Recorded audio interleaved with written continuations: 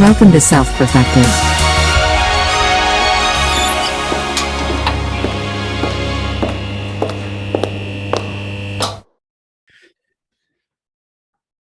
You know, you get that stage fright Hey sometimes. everybody. You know, when you get stage fright, you just like walk off the stage. You just like, no, I'm not gonna. No, I can't do it. I'm sorry. That was What do basically you what guys- Cameron was going through. What do you guys think? Like, because I see these other podcasts, and like as soon as they start, they're like, "Hey, this is the so and so podcast," and da da da da, and they like do all this stuff. But we're just Yeah. like randomly. Brought to you by BlackRock. You know, someone made a comment on, I don't remember if it was the hangout or the support call after, but someone made the comment because we were talking about all these billionaires asking for donations and stuff. And I don't know if you've seen this, Cam, but The Rock and Oprah together are asking you for money. They really need your help to help their friends in Maui. And I'm like, bitch, they're your friends. You got the fucking money. Like, what are you asking me for? But did someone How much money do they need for those people? all of your money? But I mean, how much money do they need? They want $1 billion. They couldn't just come up with $1 billion themselves. I don't know, but they said So it what- goes what is that? directly to I don't know. But they said we know how you feel about these other charities and how the money's not going directly to, you know, the people here who really need it, and this goes That's directly literally to them. just selling. It is. They're just like, I know that's an objection. Let me handle it. They don't care if they're lying. It is. It's Or they're saying it in a way where it's technically true. It's like all of the because I don't know how exactly it works, but it's like there's operating expenses, right? In a charity, something like that, which is salaries and all that, right? Yeah. So after all of that money goes directly to the people, right? Right. So it's like 1% of it, you know. There you go. So Because why would Oprah be doing it? Why would The Rock be doing that? that's what I was trying to figure out. Like, what the fuck is happening? I thought Oprah had a house in Hawaii, so it was fitting, you know. Yeah.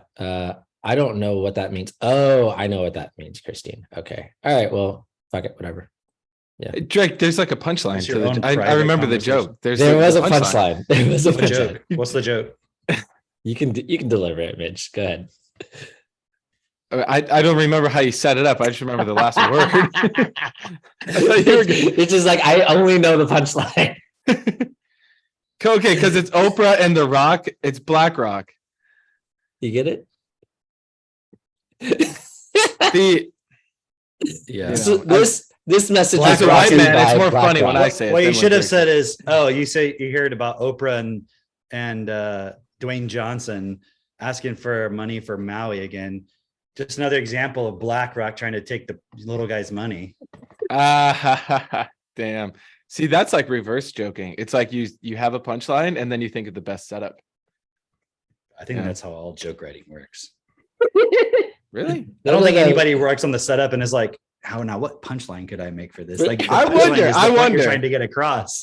I don't know. I mean, Mitch calls it Like, reverse think about joking. it. Dad jokes is just all punchline.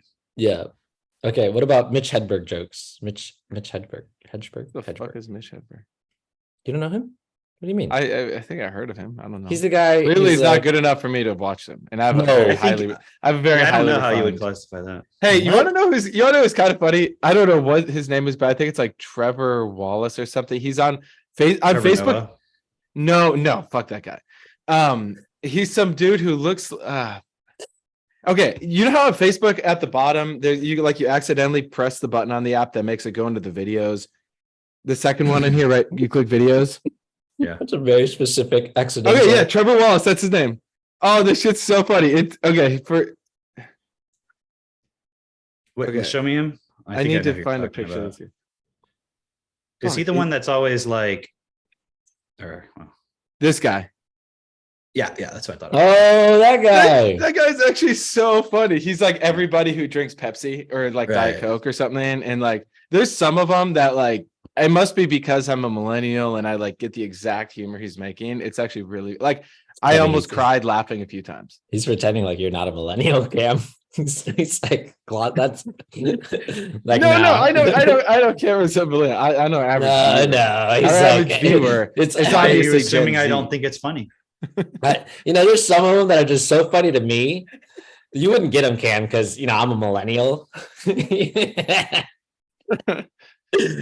Yeah, no, there's just I like to judge too on what's funny for me based on either how many times I laugh out loud. That gives it at least 1 point, and if it's seems like a pretty obvious criteria. Well, if I can get 2 points in about 20 minutes, judge it's worth things it. Based if they're funny, if it makes me laugh. Yeah, no, laugh out loud. I know it's crazy, guys. Probably just because I'm a millennial. Yeah, but yeah. But only if I laugh. Hang on.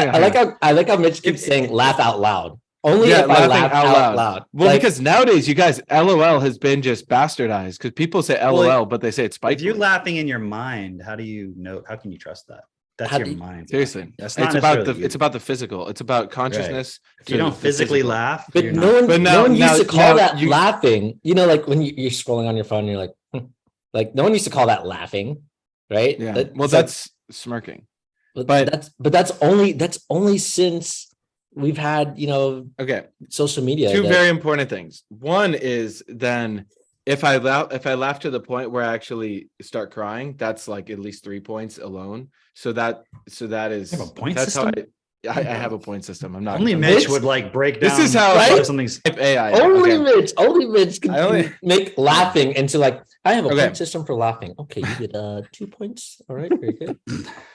No. When he opens up a video, he goes back to his database and he's like, "What's his score? Is it worth my time? Okay, I'll spend 20 seconds on this." Well, this is how he like seriously filter out like researching his database. Like some people Mitch just has like a scorecard, like it's like golfing, and it's like this is our hang on. Mitch is collecting his own data to create a Mitch AI that can feed him funny things. Shit, generative AI. It's just a combination of who would be on there. Michael Scott from The Office. And this Trevor Wallace guy, apparently. I think you guys would make the cut. I mean, I definitely laugh out loud. Trevor Noah. Podcast, at least once. Yeah, Trevor Noah is on the opposite. So you just basically, Mitch's idea of entertainment is a bunch of Trevor Noah videos mixed in with Klaus Schwab speeches. No. I feed the AI. I feed him Trevor Noah, Stephen Colbert in them, and then I say, give me the opposite. Okay, all right. You know it's so interesting. Reverse prompt. You know it's so interesting. Funny stuff, yeah. Is okay. I was listening to this audio on Equaf, and what was being said was about the mind, and it was basically the mind, your thought patterns, right? How your thoughts will like lead from one thought to another thought is literally just these thoughts have the same energetic signature to them, or the same energy pattern to them.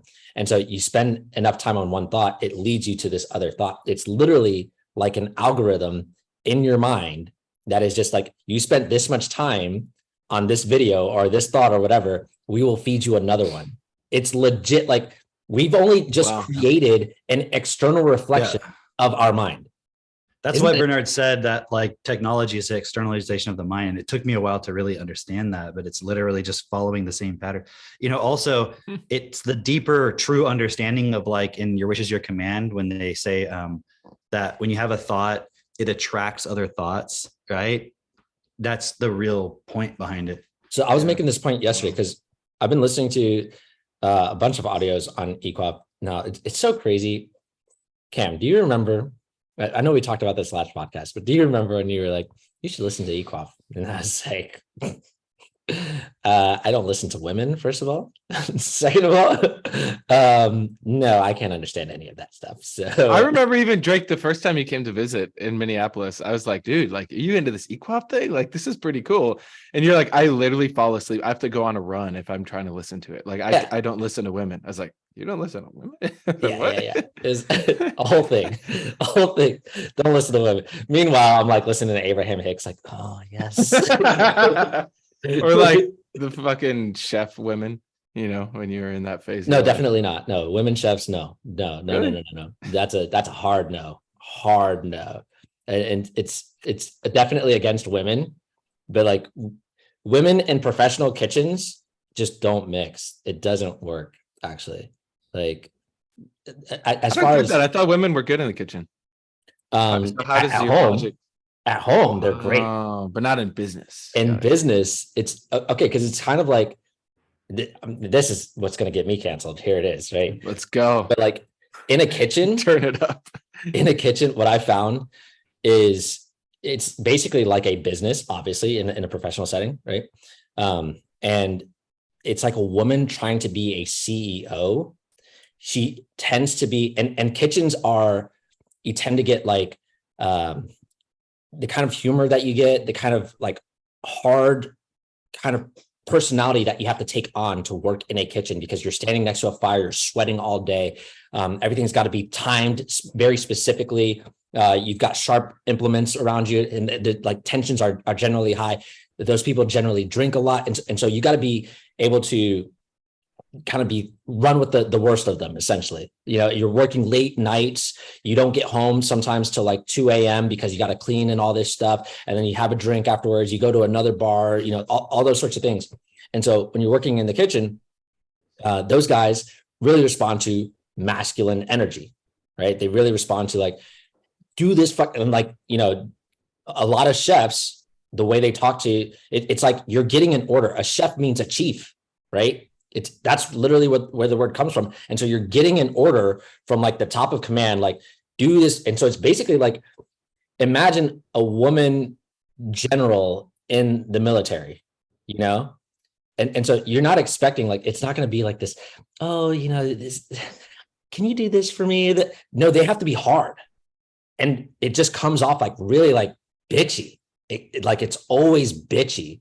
And it's interesting because in the whole feminism point, it would be like, that's misogynistic from the perspective that, because you could say like, well, the guy in that role is an asshole.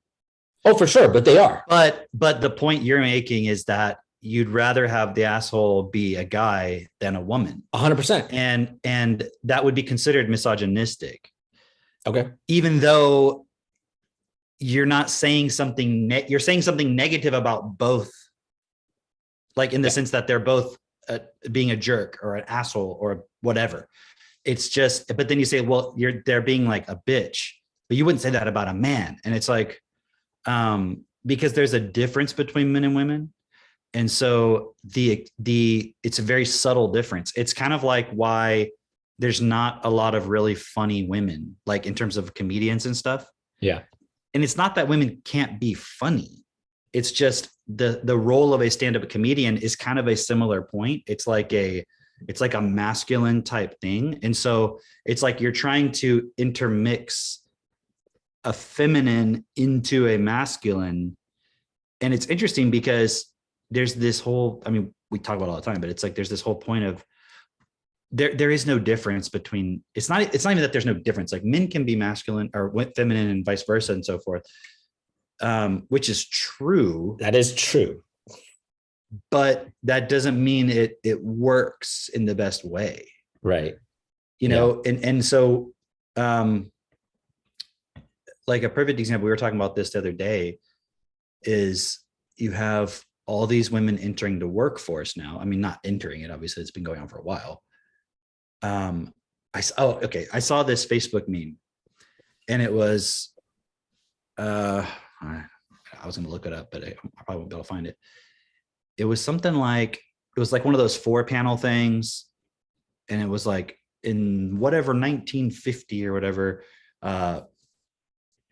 you could, I don't remember what all of them were, but it kind of led to the point of like, you could send your kids to, you could provide food for your family, send your kids to college, own your own home. It was like those points all on a single income, right? And it was showing like the dad going to work basically and all this stuff. And so, and then like the comment was kind of like, why, I forget what it was, but it was sort of like, what happened, or why can't we, something like that. Mm-hmm. And it was funny because I'm looking at it going, well, the problem is you sent the kids to college. You sent the daughters to college. Mm-hmm. What's the purpose? And look, people are going to say, again, another point, it's misogynistic. Why should you say a girl can't go to college? It's not about they're not capable, which is always kind of like the implication is like, oh, you're not capable. Right. But it's interesting because typically a man who's not obviously got a bunch of psychological deficits is willing to admit like they're not good at something. Okay, hang on. And it's like, why can't you just say like, I'm not, Look how easy it is for a guy to be like, oh, women are way better at blah, blah, blah, blah, blah. But a woman wouldn't be able to say that about her. Not any woman, obviously. I have to set say, this up. not all, but most. All right. Like Jesse Lee Peterson. Let me set this up. Because the point that you're bringing up is exactly the point that I was sharing with my clubhouse yesterday, right? And it's this, right? Is this point that I was looking at in Equal. Okay, going back to that, I am really enjoying listening to Equal and just getting these massive insights of just like, whoa, this makes sense now. I can actually hear this and understand this and comprehend this and like implement. How many times has someone ever read the Bible? And they were like, oh, this makes perfect sense. I get this. I see how I can implement this. You know why I thought that word, okay, the word victuals, right? You know why I thought that word was pronounced victuals? Because it's phonics. Because the pastors at the church would say victuals. Yeah. They didn't even know what they were reading. Right.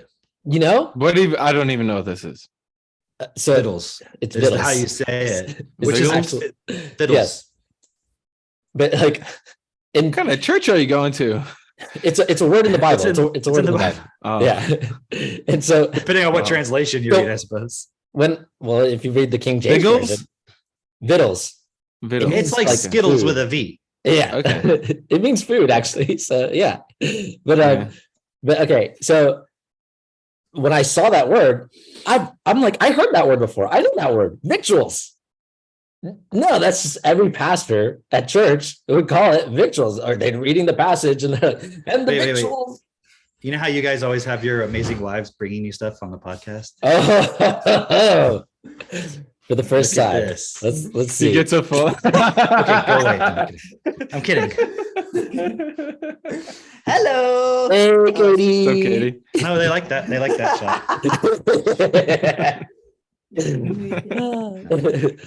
Always love seeing Katie. Yeah.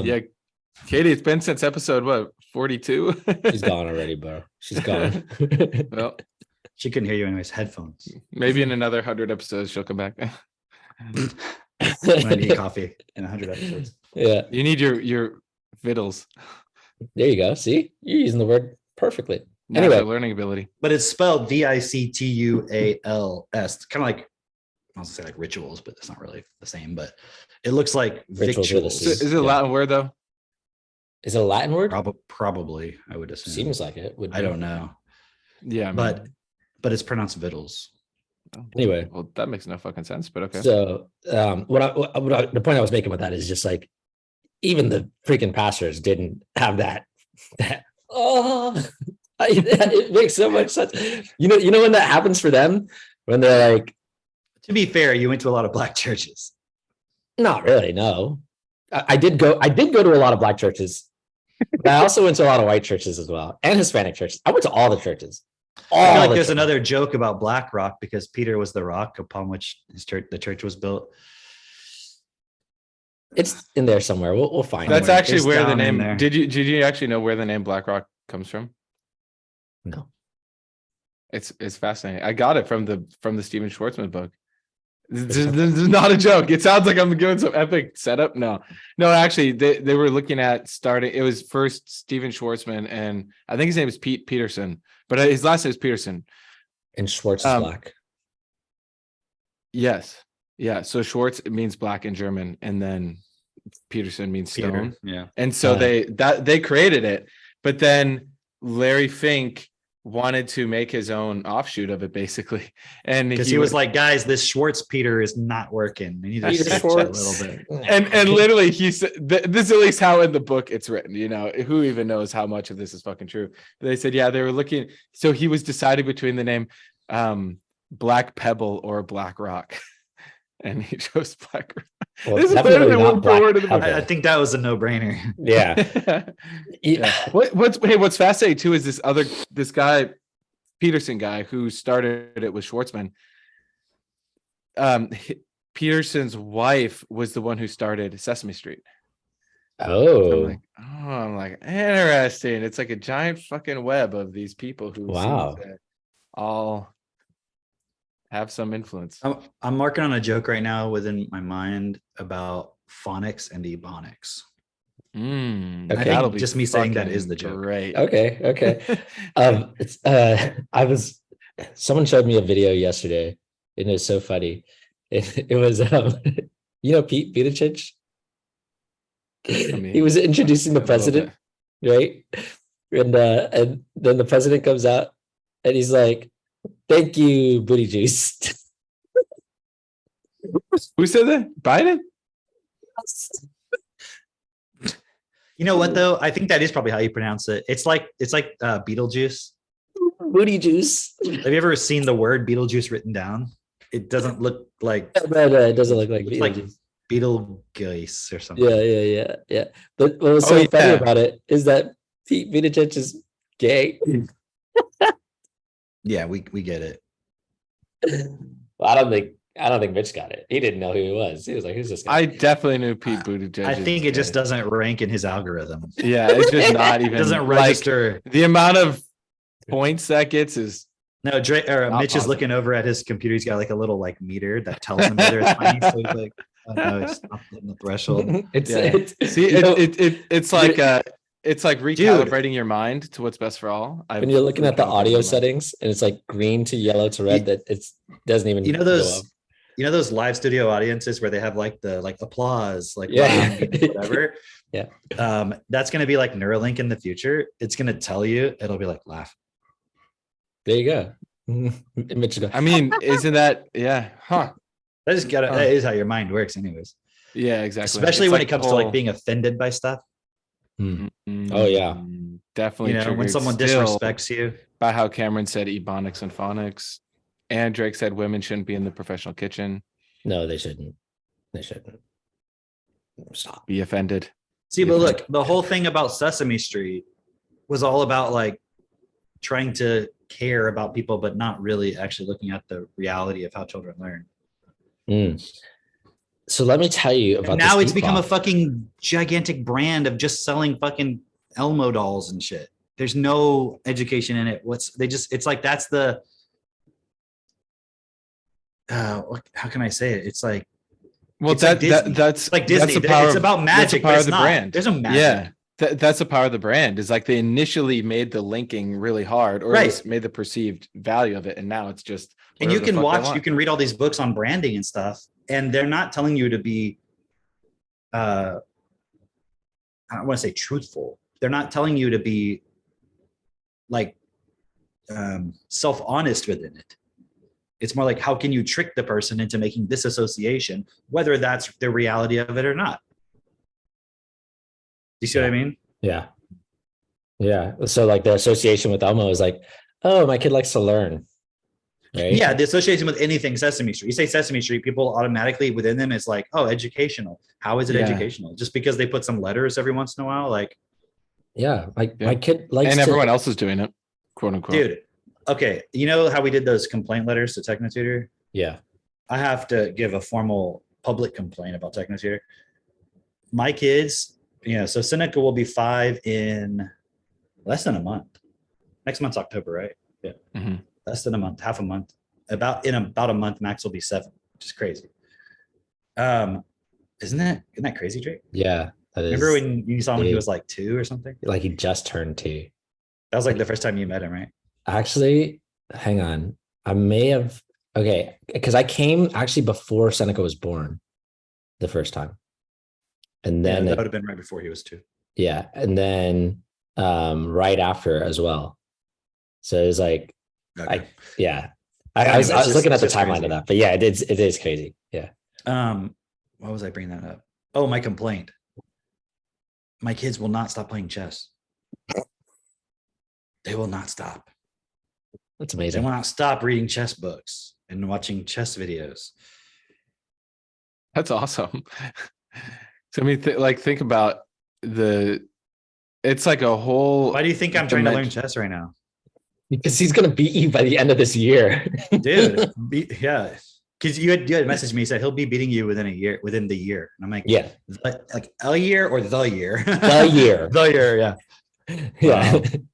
Think about it. It's such a dimension of reality, where like when you can understand how to think various moves ahead, it's like strategy, critical thinking, like there's so much to it where I never was. Now, I mean, now he's like falling asleep reading like this book called Modern Openings. And he'll be sitting there. He's reading Modern Openings. And is he that like goes, a hardcore? somebody, I'm guessing. we were watching, we were doing something, and then Max goes, "That's a Sicilian Open." And I was wow. like, "Oh, it's Sicilian," because he didn't know that's how it's pronounced, right? Mm-hmm. So then we talked about it, right? But yeah, and he'll be like we'll do, and he'll be like, "That's Caro Khan." Like he's starting to learn the openings. I mean, he doesn't know all the lines and stuff yet, because you have to like sit there and study all that. But so I've been encouraging him. I'm like, the more you study all this and do all, so there was one night where there was this one book. I don't remember which book it was, because we had like 4 or 5 books that we got recently. And but it had this section on sacrificing the bishop and just giving an example of, here's a setup where it makes sense to do it. And then here's some slight differences in the setup and why it wouldn't make sense in those cases. And in one case, it was, like the horse, the knight that you were going to use could be taken or something like that. Just like really subtle differences of a pawn not being there or something. Yeah. So like we set it up with the chessboard, and, we looked at the lines and we played it out. It was me and Max and Seneca. And then we were like really looking at it, studying, and then we put it all back and we put it in the new configuration and looked at why it didn't work. It was really cool. Like that was just a couple of nights ago. And that's cool. Last night, I was in here working on this room, and they're both sitting in here because Katie was putting Caius to bed, or laying in there with him. It was probably like 9:00 at night. And they're sitting here playing chess, and Sydney's over here on Stockfish. And I'm like, "What are you doing?" She's like, "I'm practicing my checkmates." And she's like in here, like practicing, like moving for Stockfish and all that, and that's so it's cool. been really interesting. That's so cool, dude. It's crazy because most people don't actually study chess like that. Like, okay, that book, Modern Openings, if it's the one I'm thinking of, was made really popular just 2 years ago. Just about 2 or 3 years ago, it became super popular because they put out a Netflix series about a series, or was it the one with the woman chess player? Yes, yeah, it was a show. I forget what it's called, but yeah, I remember that a while back, like there being this thing where everyone's talking about chess for a bit. Yeah. And so it got super popular, and everyone was like, "Oh, I want to be like this girl," or whatever. And she was reading this book, Modern Openings. And then that book, if you have one of the originals, it's like hundreds or maybe even thousands of dollars at this point just to get like the original book of this, right? But people don't actually read that. Like no one actually reads that. Like usually the way people study chess, or from my understanding, is you get a coach, the coach tells you like, "Here, practice these moves, practice this, practice that." And they'll show you some openings, or just they'll set up some pieces for you and like, okay, what would you do in this scenario? That sort of thing. Right. Dude, that like, because now that the kids are studying chess, I'm kind of like, okay, I want to like learn a little bit, because I know how the pieces move. I understand basic, and I understand like what a pin is and just little things like that. Right. Yeah. And I remember when I was probably like 12 or 13, seeing a chess book in a bookstore and looking at it and seeing all the opening stuff and being like, man, and I realized back then, like, you'd have to really study this stuff if you want to get really good. Right. But now it's like, and how like you watch a video and you're just going to get more and more and more. So now like a lot of my feed is chess videos, because I'm looking for stuff for them, and then like watching one here and there. Yeah. And there was this one particular video I watched like 2 or 3 times, and then it's recommending more of that guy's videos. And he's got like his, he's like some national master. He's like Spanish or something. Okay. And he's got a bunch of videos, but he's probably got like 200 of like a chess course, all for free on YouTube, where he goes through each opening. He goes through like all the basics, all the strategy, like all his stuff, to like explain how he thinks about chess. Yeah. And that's just one guy. Yeah. And so now and I was listening while I was working in here, I was listening to this interview with, Lex Friedman and this guy Nakamura, who's I don't know what, he's like kind of like almost as good as Magnus Carlsen, like really up there guy. Yeah. And but he's really popular on YouTube. And he was saying, back when he was learning chess, so I would assume he's like my age or maybe a little younger, I'm not sure. But back when he was learning chess, he's like, you didn't have the internet, you didn't have like computers. He's like, you had to study the openings from books. And even then, a lot of people didn't even know that. So it was a little bit different. He's like, now it's really hard. And actually, I listened to the Lex Friedman with Magnus Carlsen, and he made this point because Lex Friedman said, can you make the case for Bobby Fischer, Garry Kasparov, and you each being the greatest chess player ever? Like, can you make an argument for each one? And when he came to his argument for himself, he said he's been very dominant for a while, not as long as some of the others, but he's been dominant for a while. He's like, and that even though it's less time, he said, it's a lot harder to be dominant now. Because, and as I'm watching some videos and seeing kind of like what to give the kids, and all that, because we'll download these things and they can watch them whenever. They don't have to be on the internet. Yeah. Kind of like we've done with math and all this other stuff, right? Chemistry. But there's like chess databases, like there's chess.com, and you can go on chess.com and you can set up you can make a move, and then it'll tell you, here's all the games in their database that have been played with that opening move, and then this response and what percentage black won, white won, or was a draw. And you can go through move by move and see. And I'm like, oh, that's what chess.com is about. It's about data. Yeah. That's what all these websites are. I mean, of course, right? Yeah. But then it's like, you could sit there and go through and study each move that you do. What's the percentage? So why even learn this particular line of an opening when it's never played? You know what I mean? And which one's the most popular? What it's like, if you were Bobby Fischer back then, whatever he played, 60s, 70s, whatever, you wouldn't necessarily know how many people play a certain response. It's only based on your experience and maybe things you've read. But here nowadays, you can go online and be like, okay, this move was played against this move in this setup 8 million times versus this other move this response was only played 50 times. You can sit there and analyze all that. Yeah. So it's like, it's become a whole different thing than it has been in the past. So to Drake's point earlier, right? Remember how he was saying how it's like the mind, how technology is an external reflection of the mind, right? And when your mind is set up in a certain way, it's like an algorithm, and then you get more thoughts like that. So from your guys' perspective, what do you see as the actual value of chess? Because I can see someone listening to this and be like, oh, great, I'm going to go fucking study chess when it could be a distraction, versus you can use chess and you can actually learn from it and enhance your life. Like, how do you guys see that? First off, it is a distraction. Like, I'll give you my point. Like, I'm spending very little time on it in the grand scheme of things, but the kids are interested in it. So I'm learning enough to kind of keep up, but at a certain point, and it's like, so I can guide them and to a certain degree. And Katie's actually pretty decent at chess, like, so she can also do that. And it's like, what's the value of playing Uno with your kids? What's the value of doing, but definitely, oh man, I wish I had there's a book where it was talking about the psychology of chess, and it's very similar to business. It's very similar to business selling. It's pretty fascinating. It reminded me when you said Seneca was studying her checkmates. It reminds me of like when I will read the sales books and I'm like working on that exact close where it's like, exactly where it's going to go, and boom, sale made. So that's what it reminded me of. But so you could make the argument that like it'll translate over. It doesn't, because you still have to go and study sales.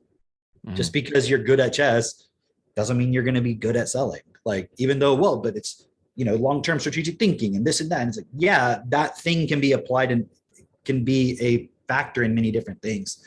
But for the kids, it's like they're not. And I know I was joking earlier, they won't stop playing, but it's kind of like Max won't stop studying chemistry. He won't stop doing math. Like Seneca won't stop reading, Charlotte's Web, or it's not the only thing they're doing. So I'm kind of joking. They'll go through points where they get focused on one particular thing for a bit, and then they can come back to it. So for me, my only interest is kind of being able to play with them. And then for them, it's more just a point where they're interested in it.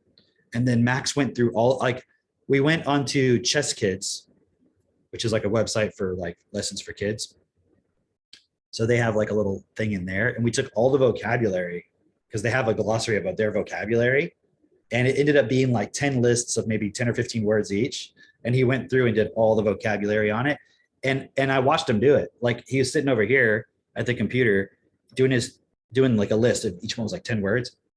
And at first he was like, well, some of these words I don't understand like what they are. And I was like, well, why don't you just open up your browser?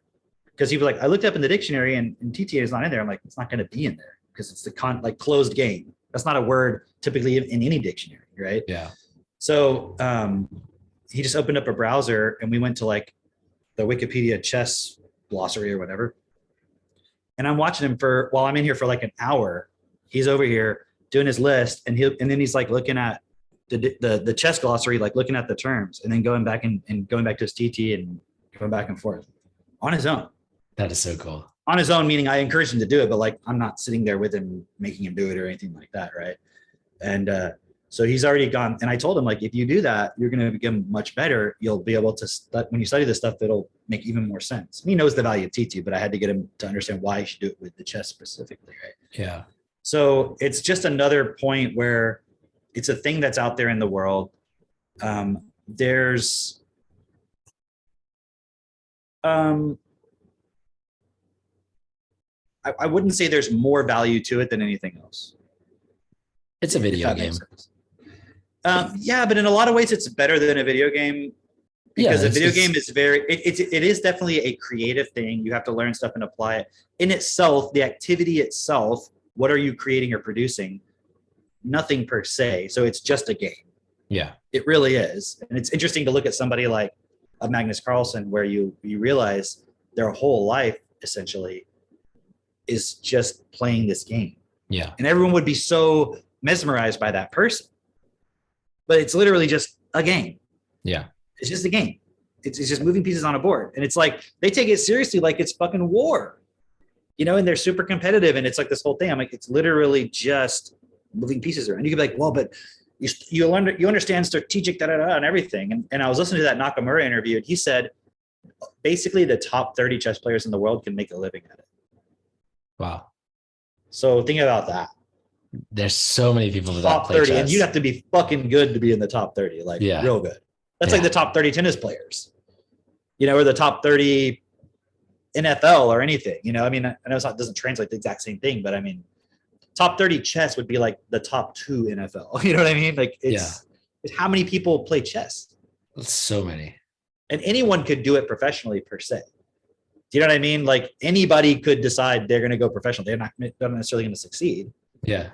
Right. But anyone could do it. You can't, not anyone could be in the NFL. Look at that handsome guy over there. Hey, buddy. Made a guest appearance. Jess has something she wants to add. So does Aristotle. But we know what Aristotle wants to add. Yeah, that's cool. I like your pants, Jess. Oh, thanks. That's that Beetlejuice we were talking about earlier. Yeah. Okay, so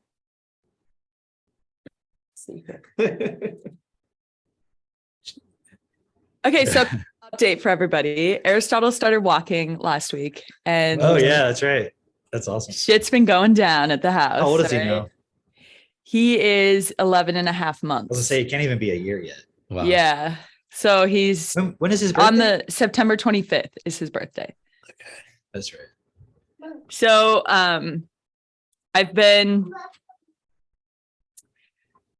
just navigating the transition to him being more independent with his newfound mobility. Like he's always been very mobile as far as crawling goes, but with like the walking, it brings a whole new element to everything, just like balancing and everything. So that's been kind of fun, but it's interesting because we're bringing up all these points about like kids, and essentially what's encapsulated all of it is natural learning ability. And what I've seen with Aristotle is so profound, because whenever he interacts with someone who's maybe, like the other day, we went and visited Mitchell's aunt and her husband. And we were just there for a half hour, just saying hi. We had to drop something off. And it was the first time they had met Aristotle, actually. And there was just small little things that I noticed that his aunt would do. Like Aristotle got a hold of their little thermostat that they usually have sitting on the floor by the fireplace. And he just was looking at it. And then he just like put it in his mouth for a second. And then he was looking at it. And I was like, hey, bud, like redirecting to like a ball or something. And as soon as his aunt saw, she was like, don't chew on that. And like kind of took it away. Yeah. And she was like, I don't want you to, ruin it or anything. Like she tried to justify her behavior of ripping it out. And I just noticed, like, if in a child's natural learning ability, the main adult in their life is constantly in this state of like, don't touch that, don't fall, just this huge, like all the time, everything is so reactive. Like there's no wonder that child will be in a continuous reactive state all the time. Right. And an example of Aristotle's stability was last night we went to a restaurant and Mitchell's parents were there with us, and Aristotle was hanging out the whole time. Like he was either sitting on someone's lap or in the high chair. And when we all got our food, he was in the high chair the whole time, just chilling, eating his chicken and everything. Like he was good. And we get done and Mitchell's mom is like, I have never seen a child sit through dinner ever. They're always wanting to run around. They're always like, they're never at the table the whole time. And she was just like amazed. And I'm like, well, we're also not sitting there going, every time he reaches for a plate or every time he reaches for a fork, you know what I mean? Or every time he drops something on the floor. The floor was an absolute disaster after we were done. There was stuff everywhere. Of course, I apologized to the waitress and she's like, no problem. That's why we hire cleaning people. The floor was an absolute mess. And I didn't clean it up because then we're leaving, It's You're talking about under Mitch's chair. Yeah, of course, under Mitchell's chair. You have to constantly apologize for him. I know. It's just a thing. And so I bring that through because imagine a child in a household where it's constant anxiety about what a child is doing and what they're holding, or they're going to hurt themselves. That child's ability to learn something, even if the parent gave them the opportunity, like videos or something, is going to be so limited. Say they even had technotutor, but their parents were constantly anxious all the time and just projecting that on the child. They're innately going to have a point of anxiety around learning new things, because if they touch a new thing, their parents probably went, if they, fell or moved a different way, their parents probably would. So what's keeping that child from having innate anxiety for new things? So then they're not even going to want to learn new things necessarily because it'll make them feel anxious. And so, yes, obviously TechnoTutor is the solution for kids to have a good foundation, but also like parents need to be using TechnoTutor. Right. Parents need to be stabilizing themselves. Like that, because anything you do that harms the child is going to have an effect. Yeah, absolutely. So like if you're using TechnoTutor with them every day, but then you're hitting them in the face. Yeah. Because they dropped something, like that's not best. So that, again, I agree. And it's cool. You're a perfect example of the point of the parent using TechnoTutor, in this case, your case, before you even have a kid. Mm-hmm. And so you're already seeing these things in real time. And that's why Aristotle could sit and be there and focus to a large degree more than most adults even. Yeah. They were like conditioned into sitting at the table and being still and all that stuff, forced into it. Mhm. He's just got that stability because he doesn't constantly have this sort of like anxiety being built up because you're not Right. doing that. It's not the way you're treating him. So Right. it's really cool. It's crazy how much our society underestimates the influence of the parents. It's almost like this thing of like, yeah, well, how much can the parents actually do? Like, well, it goes back to that whole feminism thing we were talking about, where it's like you don't want people to feel bad. Yeah. So it's like, well, you don't want to shame people for how they are with their kids. So therefore this can't, is a safe space, Cameron. This is a talk safe about the space. This is not a safe space. That's what people are trying to create on like a lot of Instagram profiles of moms. It's like, this is a safe space. We're not going to judge other moms for the choices they make. And I'm like, I made a live on this the other day. What about a crackhead who smokes crack while she's pregnant? Let's not, judge her. Come on. I made a live on this the other day, and it's like, we need to stop having a threshold for abuse and realize that abuse is abuse. Like, these moms out there like have this threshold where, oh, it's circumstantial, because of this circumstance, the abuse is okay. And they're like not willing to even say like, this is abuse, because that would hurt someone's feelings or that would ruffle too many feathers. And it's like, no, like, and I've started to do that. And I'm getting a lot of people liking the comments I'm putting, but then coming and following and engaging on my profile because of a comment I made even months ago. People still going back to it and engaging. And it's like, people want to hear the truth. People want people to call people out. They're just not willing to do it themselves. Because I mean, meanwhile, you have like people are like, oh, we don't want to let everybody do their own thing. Meanwhile, in California, it's like, if you don't say your kid is trans, you don't get to have your kid anymore. It's like that's considered abuse. Right. It's like, okay, so let everybody do their thing unless it's the thing that we don't want them to do. It's like all the stuff that would actually be best. Let's shame everybody from considering it until then we have everybody like docile. And then when we want something done, we'll be like, then we'll use that and call that abuse if you don't go along with it. Mm-hmm. And then no one will stand up.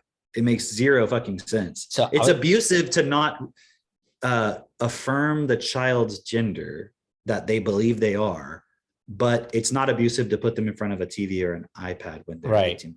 Okay, so they say they're Chinese. Are you going to say, yes, you're Chinese and you come from two white Caucasian parents, but you're Chinese? Who's going to go along with that? They'll be like, well, but that's ridiculous. And it's like, is it? 10 years ago, letting them choose their gender was ridiculous. Oh, 10 years from now, saying they're Chinese probably won't be ridiculous. You're the president? They can get surgery and all this shit. You're the president. Sounds good, honey. All right, Miss President. And just her whole life, just calling her the president. She becomes an adult and nobody respects her like her mom did because her mom treated her like the president.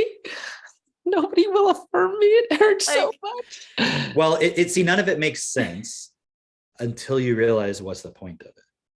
It's not about it making sense or being consistent. It's about breaking down people's idea that they are their physical bodies. Yeah. And that their identity is tied to physical reality also. And it's not purely imaginary. And it's breaking that idea so that you think everything is imaginary and fantasy and virtual. Yeah. That's really the point. So it's like you can have a logical argument. And that's part of the problem with like the conservative approach to everything is always like, look at these libs and da-da-da. And it's like, you care that you think that by saying that they're ridiculous, it matters. Right. That's not what it's about. It's not about being not ridiculous. That's not the point. I don't think I've ever heard anyone call it libs before. And it just made me think of lips. And I was like, wait, what are we talking about? Jessica's spend enough time. Yeah, you don't spend enough time on conservative YouTube as I do. Yeah, definitely not. Definitely, they're always called libs. There's a whole channel called like Libs of TikTok, right? Yeah. Well, I've seen it. but I've Okay. never heard it Oh, being okay. used. Okay. You know what I mean? You Like, just read just- too much. just You don't watch clips. enough TV and Yeah. videos, Jess. You're reading too much these days. I'm reading too much, guys. Sorry. Yes. I was talking with Chantal yesterday, and Chantal and Owen were telling me about like how they went to check out an office space, and while they were there, they have Stella, and she's like asleep, like on Chantal, and the woman that was running the office space is like, "Oh, you have a baby!" Like getting like really excited about it, and then like, "Oh, I just want to smell her feet," and then coming over and smelling her feet. Yes, that look on your face, Cam. Yes, Jess, yes. And I was like, "What the fuck?" And they're like, luckily, like Stella was asleep, and we were like, "What are you doing?" Right? But I was like, "That is so weird," but it's so funny. I shared because some family members have been calling, like, "Hey, when can I see the baby?" And I was sharing this point of what Chantal had shared, and they justified it. They were like, "No, I get it. Like, no, that's a totally normal thing." I was like, "What? How? In what universe is this normal?" Like, no. You play with the baby's feet and you sniff it because like, you're pretending like it's gonna stink, but the baby's feet aren't gonna stink, and then like you make them laugh and that thing. And I'm like, They took that game to a whole new level. I never knew about that game. and I was like, okay, so maybe if you're the parents, you're making your baby laugh like that, but like, so Why would you be in like person? UFC? Yeah, I mean, I guess like a little tiny joke here or there or something. Yeah, I kind of see but that, but then they're like, no, it's a whole thing. And then somebody else is saying like, well, the baby has like a certain smell to them, and like that person was probably a parent. They're probably a mother, and they were just remembering the smell of their baby, and so they're like they're getting high off of it. And like, okay, but that's fucking weird. Like, you're gonna come sniff my baby to get high, like for your own memories or whatever. Like, that is so fucking weird. Like, hello, So hello. It's just, it's crazy what's considered normal within different cultures. Jess, you muted yourself. I was literally, at the exact same time that you said normalizing, I said they're normalizing. So we were on the same wavelength. But Okay, normalizing but smelling babies' feet it's not just to that. get a certain feeling is literally abuse. You're like, I'm gonna freak this child out. They're not gonna understand. They don't know who I am, and they're randomly just coming over to smell my feet just to feel a certain type of way. And the baby can pick up that your feelings are shifting as they're smelling your feet. So now you're telling this baby that people feel good when they smell my feet. It's a weird fetish, fuck? isn't it? It's a weird fetish. Imagine if you had like a little tiny Yorkshire or like a Yorkie. Yeah. And they're like, "Oh my God, your dog is so cute. Can I smell its feet?" You'd be like, "What?" That's weird. That's why people have feet fetishes now. Jeez, the parents are addicted to sniffing the kids' feet. You know what it is? So you're talking about that energy exchange. It's this like this weird thing that's become normal within society just at large of using little children to get energy. It's just another subtle example of that. Yeah. Yeah. Not so subtle, but yeah. Yeah. And it's like, oh, your baby just, why can't I just feel good about your baby? Like, whoa. Why do you need to feel I mean, good think about Sesame about my Street. baby.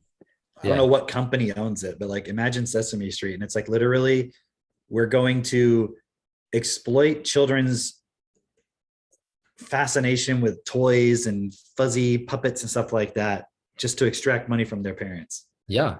That's Disney, isn't it? And then just get a child addicted to these toys, videos, whatever the point is. Okay, it's not just children. There are grown ass adults that are still addicted and enthralled and they got programmed as kids. I mean, that's like the Star Wars guys and then they take their kids there, and they want their kids to have the exact same feelings. And if they don't have the exact same feelings, they're so disappointed. It's like, what? Pretty gay. Out of all the shit happening in the world, you're disappointed that your child doesn't feel the exact same way about how you did when you went to Disney? Yes. That's it. No, I wanted to share this point earlier about because we were talking about, man, what were we talking about before we got onto the women don't belong in the kitchen, that whole thing. We were talking about the energy patterns in the mind and from EQUAP and all that. Oh yeah. Okay. You're talking about how it correlated with electronics and Well, yes, that. But there was a bigger point that I wanted to make, and that was because I was listening to this audio, and it was bringing up the point of jealousy, right? And jealousy being blame, right? And it was so cool. Explain that for everybody. Okay. Wait, hang on. Wait. There's so much I want to get into here. Okay, you brought up your wish is your command, right? And I wanted to hit on that as well. But let me just hit this point first. So jealousy is basically when you're jealous, you're looking at someone else who has either the thing that you want or the experience that you're looking for or whatever, and you're recognizing within yourself that you don't have that. And then the feeling that you go into is the recognition of inequality, and you feel inferior, right? And so when you feel that, then what ends up happening in most people's mind is they're looking at either the other person or the circumstances or whatever, they start to blame. Right. That I don't feel this way because of you. I don't feel this way because of my situation. Yeah. I can't have that thing, or this thing isn't coming to me as quick. I don't have. Yeah, exactly. Right. And so you go into blame, and then that blame, what does that turn into? Anger, right? Okay, I wanna share. Okay. I've been looking at this point because for like a couple of years now, if I go back and look at all my transactions of where I've spent my money, damn near every single one has been calculated. Like it hasn't been like an emotional buy. You can say it was totally aligned with what we're building. But I know that I still have this programming of like money buying things correlated to energy and feelings and things like this. Even though my track record doesn't say that I do, I know I do, because the other day I was driving into town and all of a sudden I had this urge to, I had 2 errands I needed to run. And while I was running those 2 errands, I just wanted to go get a foo-foo drink from Caribou or Starbucks. Like, I don't know why. I don't ever get foo-foo drinks from there. I don't usually buy drinks from there. I make my own at home and it's delicious. And I was just like, I want a foo-foo drink from wherever. I don't even know what a foo-foo drink is. That just means you probably have more coffee or more milk and sugar than coffee. Oh, I drink those all the time. Trace, like that's coffee. That is coffee. It's just the milk and the sugar. Yeah, why didn't you just call it coffee? Anyways, so I'm like, okay, as soon as that thought came up, I started doing self-forgiveness out loud. Aristotle's in the back dancing and playing with his toys to the music, but I'm in the front doing self-forgiveness on this point. I'm like, why is this happening? And when you brought up this blame and all these things, it's interesting because like with jealousy, a lot of times you see all these influencers emotionally buying things and you start blaming and you're like, I want that. I'm jealous of that. And it's so interesting because we've been programmed to think that being able to emotionally spend our money is fulfilling, is success, is what we want, that's why we make so much money, so that I can emotionally spend and not feel bad about it, and all these different points. And I was realizing how it's so funny that I've been programmed to equate emotional spending to financial freedom, when in reality, that is completely empty, not fulfilling whatsoever. You're not creating anything with that. And yes, then that reminds me of like I know so many women who their thing is like shopping therapy, right? And yes. And they'll go buy a whole bunch of like clothes and shit like that, spend so much money, right? Get a Starbucks drink, put it in your cart. Halfway through your drink is gone. I'll go get another one. But then I know women who have like clothes in their closet they've never worn for years. never will. It's got the tags on it, all Never that, and will. it's been there for years. And they're like, I got to get rid of this. I'm like, what the fuck?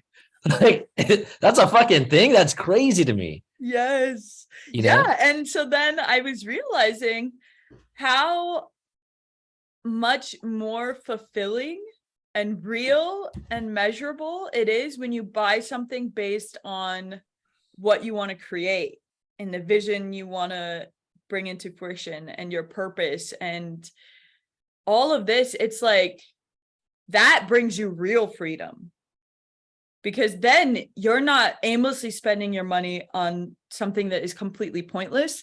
You're spending your money in something that will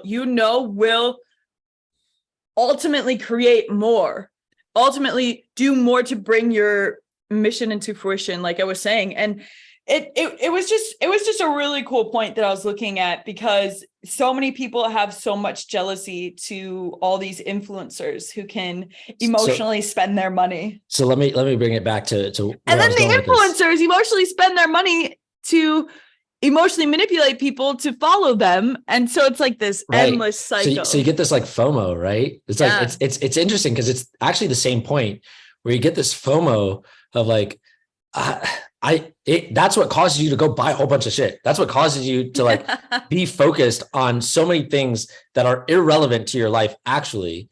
But it's like, you get this feeling of jealousy, you go into blame, you go into anger, and then like, you just like, I can't have this thing because of you or because of these circumstances or whatever, or you know, whatever. But then you're not actually the blame, just to be clear, what I see is the blame is I'm feeling this feeling, that inequality point, and it's because I don't have that thing.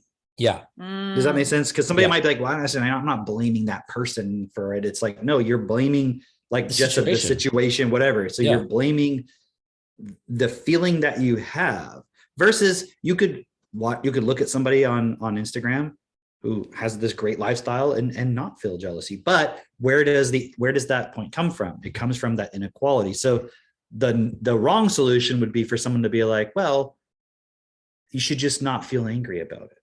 Right. I'm not saying you should feel angry. That doesn't help. But you should have a real anger of like, why is there so much inequality? I mean, you know what I'm saying? Like, doesn't mean because you have a point of inequality, you should accept that feeling and participate in it and all that. It's just, okay, so how do we actually solve the problem? So the solution actually is like looking at that point of inequality, and then you have to become equal to it. So you have to educate yourself. It's like, but it's also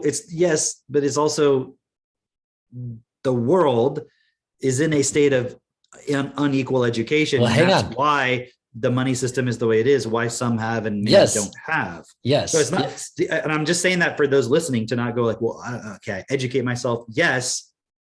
But it's also the bigger picture. The environment is creating this point within you. Well, there's more because when I was saying this yesterday, I was asking for like, what's the solution? And someone brought up responsibility. I'm like, yeah, but before you can be responsible, you have to be educated, right? Because like, and here's the point that I was tying in with like, your wish is your command. You'd brought that up, and he talks about there's the 10-second miracle, the instant miracle is the moment you take 100% responsibility for everything in your life, right? It's like, what is most people's understanding of that? Because he talks about like, in the law of attraction, it's like you got into a car accident, you brought that into your life. You attracted it. Wait, you're responsible for that. Like, well, responsible for what, right? And like people are like, wait, I caused this car accident. Like if somebody rear ends you, you're like, how did I didn't do anything. I was just sitting there, right? It's like, but what's the feeling that you get afterwards, right? That thought that you have afterwards. And then what were all the thoughts that you're having before that? What are you responsible for? Your reaction. That's what you're actually responsible for. You're responsible for your reaction to that. And even further, it's like, how do most people perceive responsibility? Most people perceive responsibility as like, this is what you have to do. Like, this is like blame, essentially. Like, oh, it's my fault. It's my fault. I did this. right? Oh, right. Like you're responsible. Like who's responsible for this? Who's responsible for this? Like it's your fault. That's how parents generally teach their kids about, and that's why this is why it's so important. What you're teaching your kids and the vocabulary that you're giving them, is it just an emotional vocabulary, right?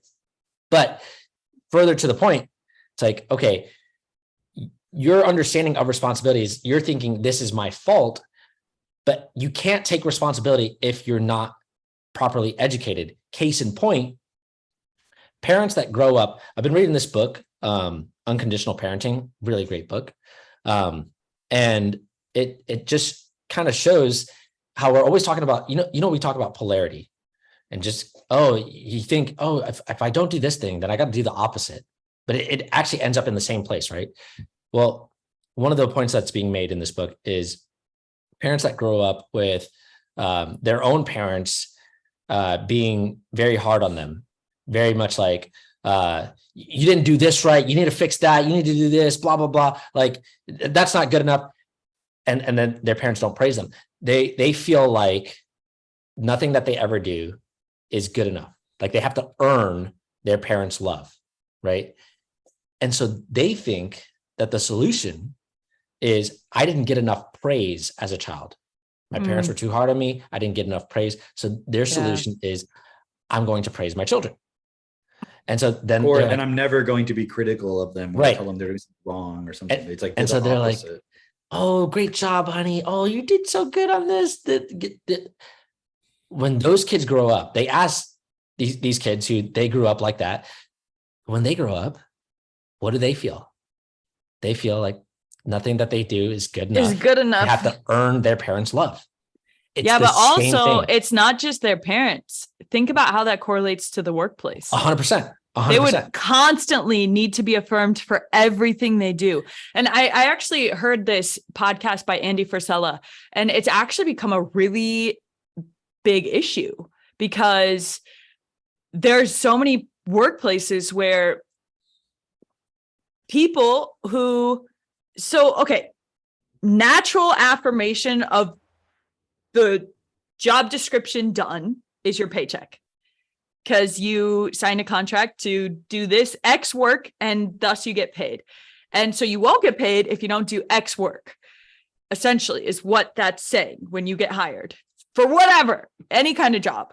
And if you're going above your job description, then maybe you could have some extra affirmation, whether it's verbal or an email or whatever.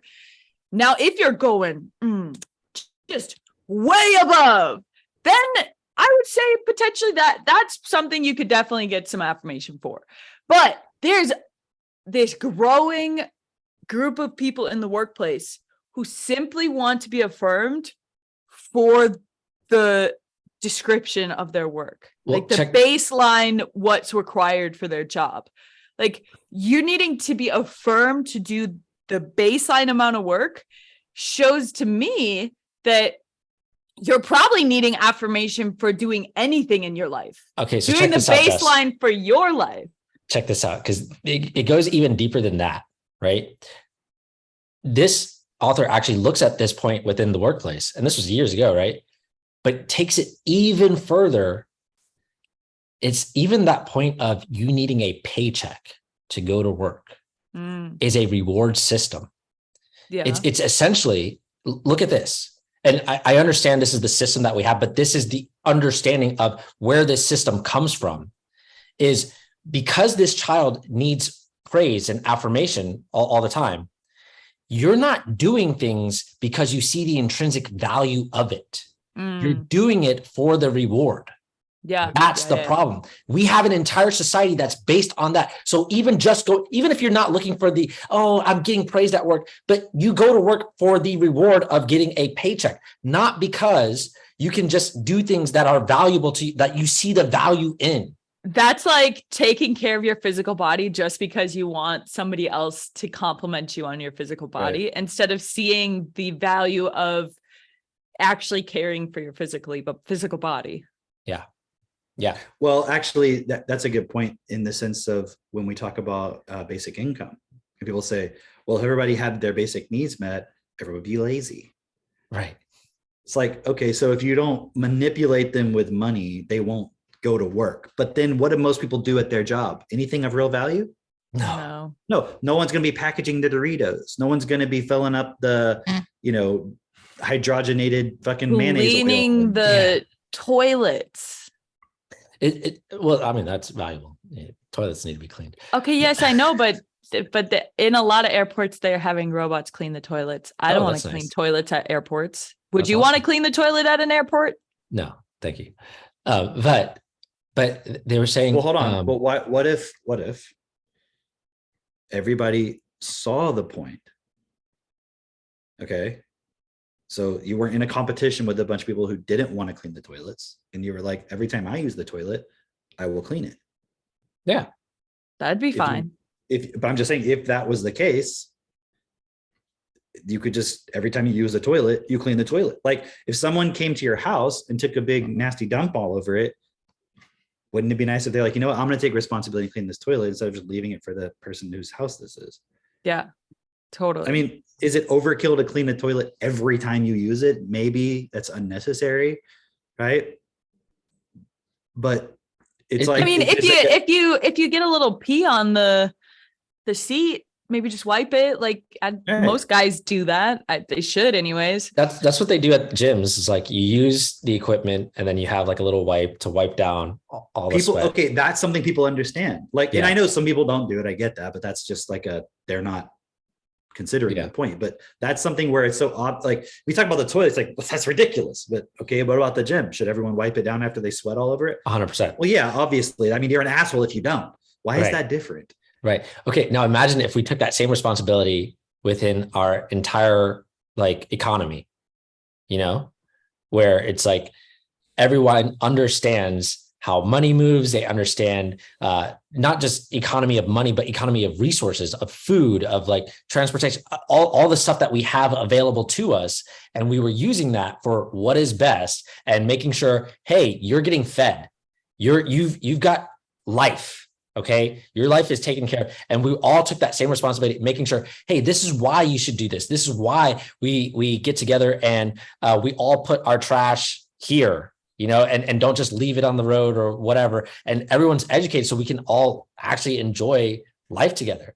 What if instead of, and I'm not, being negative about sports per se, but what if instead of kids growing up and playing sports, they like repaired roofs? And not like an 8-year-old, you know what I mean? But like, dude, 15, 16, I like this 17. child labor. I like this child labor. Yeah. Like, what if you like built the stuff? What if you were the ones repairing the roads? And it was like, for 3 or 4 years, you had to do labor like that. And and I know people would say that's child abuse. Yeah. But then they won't say it's child abuse if you make the kids sit in school all day to learn how to be a worker. They won't say it's child abuse if they sit and play video games for hours. Come on. Also, if you make your kid play sports because you're super competitive and blah, blah, blah, isn't that also child labor?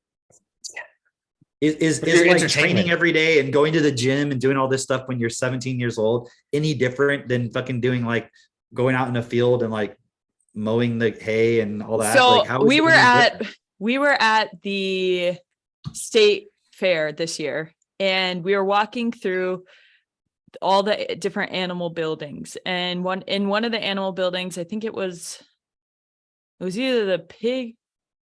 It's the pig building. And was there a building with a pig and a spider's web that had a message on it? Definitely spider webs, but I don't think there was any messages on that spider web. Anyways, so we were walking through the pig building and suddenly I just see this little guy and he could not have been that old. No, it was just a little kid. He was like probably, he looked younger than Max. Like he looked young, potentially the same age as Max. Looks like he's 11. Max is a big kid. But anyways, so he's got like a stack of bins or boxes Benjamins? Or something, and they look heavy. And he's got his boots on. He's not complaining at all. He's actually kind of got a smirk on his face, and he's walking across the whole barn. And the barn is big. This is a big Right. barn. And he's walking across the whole thing over to his booth with his pig. And I was just thinking to myself,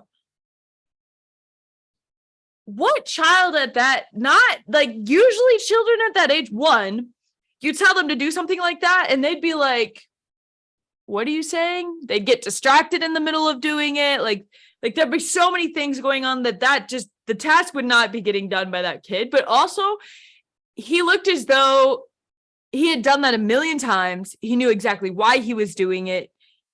Nobody had to ask him to do it. He was just doing it because he saw it was best to do it and get it done, kind of thing, you know? And so it was like, it was just a really cool point that I observed. And I realized even more the value of me explaining everything I'm doing while Aristotle's in his carrier and he's out and about with me and I'm actively doing something on the homestead, because he's usually there with me. And I've for sure explained everything once, but then it's like, I need to just keep explaining what I'm doing it every time I do it so that he has the context of like why I'm doing what I'm doing and everything. Yeah. That's a cool point, because it shows like how children are capable of a lot more when they have the vocabulary. Totally. And I mean, in that situation, it sounds like that kid was like probably enjoying having a pig, and maybe it was like his parents, like he raised the pig and then he gets to show it and all that stuff. I don't know exactly, but I'm assuming that's what it was. Yeah. And it's like, because there's a lot of times where Katie will go out and garden and the kids will help her with that, or like the other day, we had bought some alfalfa pellets and I put them on the back of the white ATV, and Max drove it over here and then carried these 40-pound bags into the barn. Right. And so it's like kids can do a lot more, and no one's forcing him to do it per se. We might ask him because he doesn't necessarily know like that's what we're doing. But then it's like, why can't that be playing? Right. Like some people are power lifters. Isn't that like real fucking labor you're just doing every day? Like, why not make that where you're creating something? Yeah. This point that I was looking at is when you said, when your kids have the vocabulary, they can understand. I realized the reason why parents are doing this, like using praise or like carrot in the stick, like either some sort of punishment or some sort of praise. Which makes no sense because kids don't like carrots, right? Yeah. But the whole reason why they're doing it is because their kids, like they have to cajole their kids, or like they have to like somehow reward them into following their instruction, or spank it out of them, or punish them out of not following them. Spanking, because they can't actually explain and express and have them understand. And so it's like, I got to get them to do this somehow, some way. But then the result of it is your kid doesn't become like, if, for instance, you're like, oh, I love how you were so nice to that kid. And, you just praise them every time they're nice. Then they're like, did you see how I was nice? They come back and they want that praise, right? So they're not being nice. And I'm not advocating for being nice, and it's but not they're just being nice out of, they see what's beneficial there. They're doing it because they're like, I want you to praise me. I did a good job. Right. And it's also, it's cool. I'm going to bring back what Cameron was saying, is the word play. Okay. If kids can watch and observe adults enjoying creating things, enjoying taking care of the homestead, enjoying adding value to their community, enjoying being a valuable member of society, like that's what they will see as enjoyment. That's what they'll see as playing. Like then they'll see how they can do that too, and how it's fun. And if more people can realize that, like the quality of our collective experience is going to be so much better. Like right now, people think enjoyment is drinking and going out and watching movies and all these things. And it's like, why can't we enjoy what we're doing, like what we're creating? And also it's like people don't have a purpose behind a lot of the things they're creating. Like Cameron was mentioning, like a lot of people go to these jobs and for no reason. They're not creating anything real. People So we play need for to- distraction rather than to create. Yes. Yeah. And so like part of that argument about people would be lazy if they weren't manipulated through paycheck is because they know they would just be distracting themselves from boredom and not creating anything Right. instead of, okay, I'm bored. What can I create? You know, and when you're a child, you might say, well, but you don't know what to create. That's just based on limited vocabulary. Like, for example, and then if you're educated with principles of what's best for all, then you will learn as a child, I should create something of value. But as a small child, it's okay to create things that are not per se valuable in the bigger scheme of things because you don't understand that bigger scheme of things yet. And you're practicing and learning how to create. Like, for example, like the kids are learning about chess, right? So Max is in there in the barn and he's got like plywood and he's like drawing chess pieces because he wants to make his own chess pieces.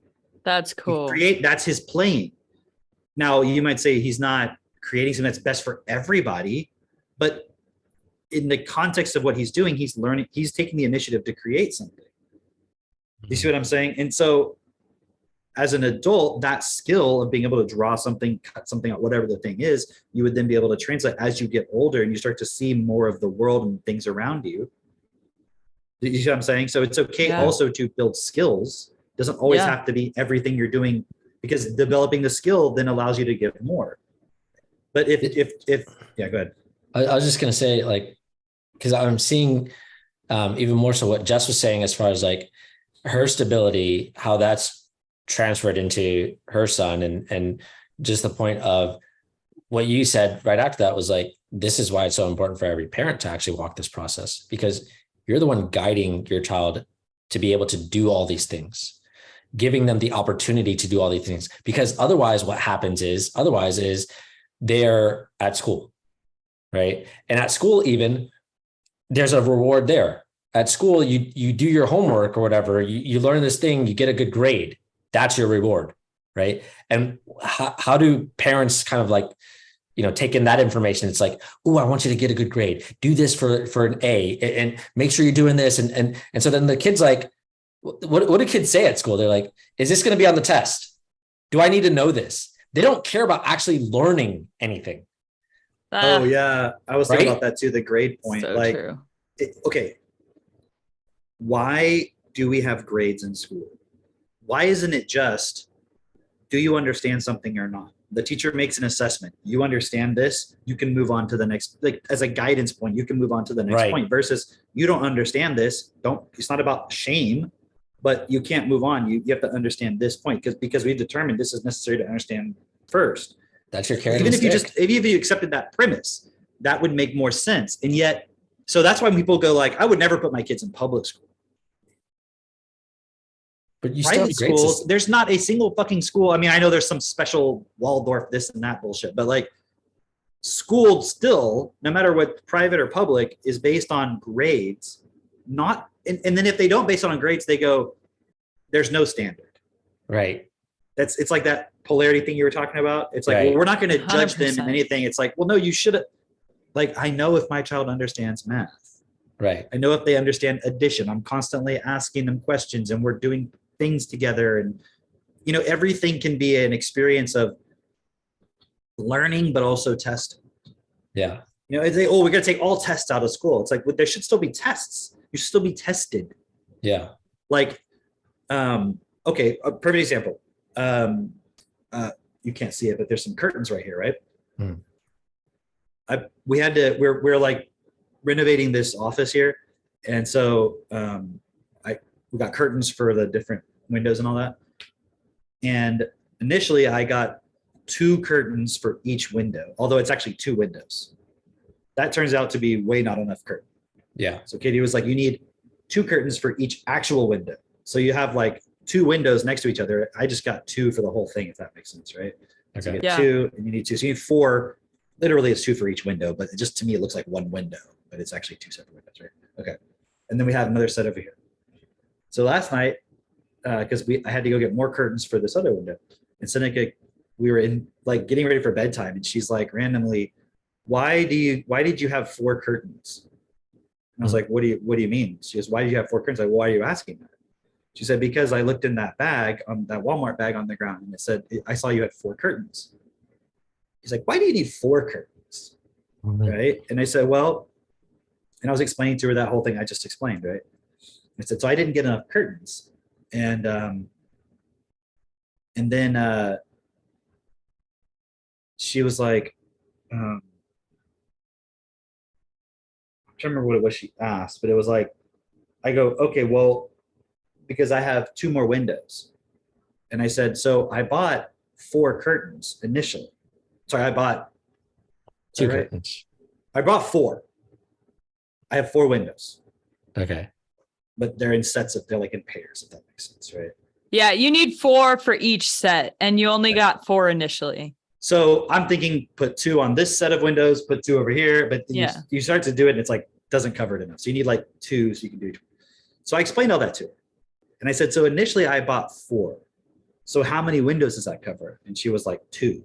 And I said, but I still have how many more windows? And she knows the room. She's like, we have 2 windows. I said, so how many more curtains would I need? And she goes, 4.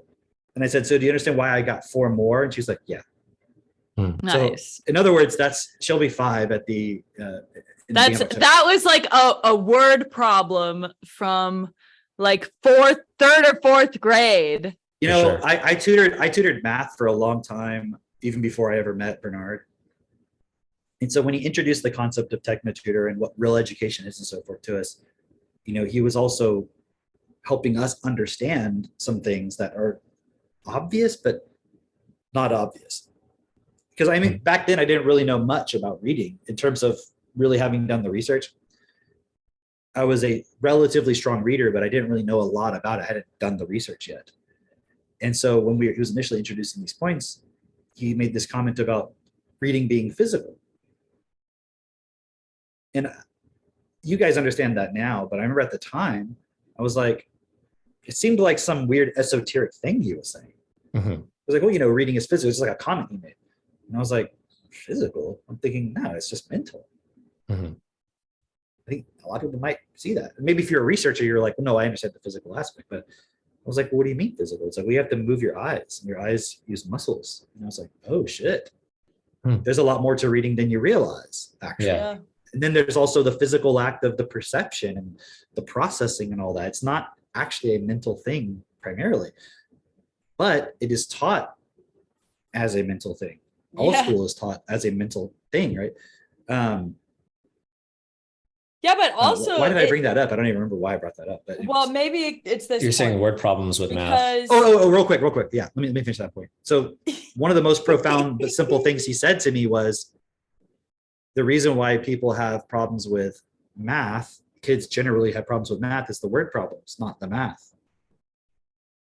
They can generally do the math a lot of times, not always every case, but generally, like the math that's required is just addition, multiplication. It's simple. And you could work it out with a calculator if you needed to. Yeah. But generally they don't, and I know it's really gotten worse, but generally the problem was they didn't understand the words of the problem.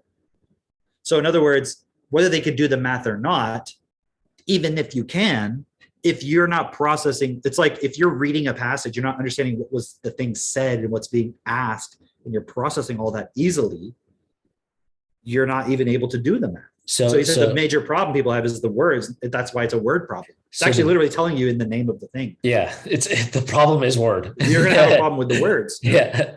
So the big piece that I see here is just like when you're in school, it's like you don't get the opportunity to actually sit with that and like understand it. It's, do you get it? No, F. Too bad. Oh, you gotta run through to the next thing. Whereas, and what does it mean if you got a C? Yeah. Don't know about you. But also if things are graded on a curve, which in some cases they are, some cases it's just percentages of what you got right. A C makes me think of 70% or less. Yeah. I think it's usually less than 80%. It's less than 80%. It depends. Like I went to a private school. Oh, I see what you're like. 70 to 80 is a C. Yeah. Right. Yeah. That's what I would think. It was like an 82 or below was like a C. You know, it just depends. But then also if you're graded on a curve, only so many people can get an A. It's not even based on the percentage. And the more competitive it is, the more it's likely to be a curve. So the better the education, apparently, or the better the schooling, the more likely it is. It's literally based on reward, based on competition with your peers. It's not based on actual understanding at all. So I want to bring up, because everybody at Harvard presumably understands the stuff. Right. I want to bring up something. I'm going to take it back to the words are physical point. Quick. Hang on. Can I keep going on this point and then I'll let you go? Could I do that? What was the point?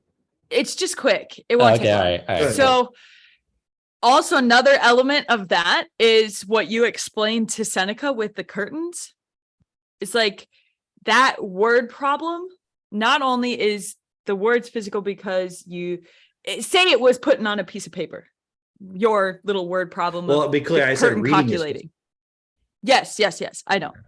And I'm saying how another layer of the physicality of words is how it can translate to you physically doing something in physical reality. Because when you were figuring out the curtain problem, you were using words to calculate how many more curtains am I going to need to use, And also say it's a word problem in math and you're reading it, like that can translate to physical reality. Say it's like you had 2 apples and Sarah has 2 apples and she wanted to give one to each of her friends, Sarah and Lucy, but she also wanted one for herself. What's the solution to that?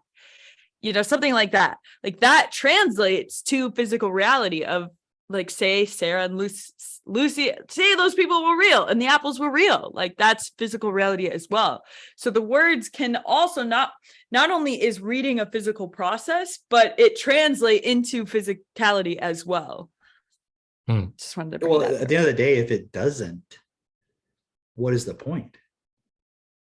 And this is where we get into all the transgender and all of the abuse, because it's like not tied to physical reality. It just becomes numbers and digitized and virtual. And then whether people eat or have enough grain is affected by somebody over here treating money as a purely imaginary concept that's just about moving numbers on a spreadsheet and not considering the physical reality of it. Right? What was the point you were going to make, Drake, or that you were going to?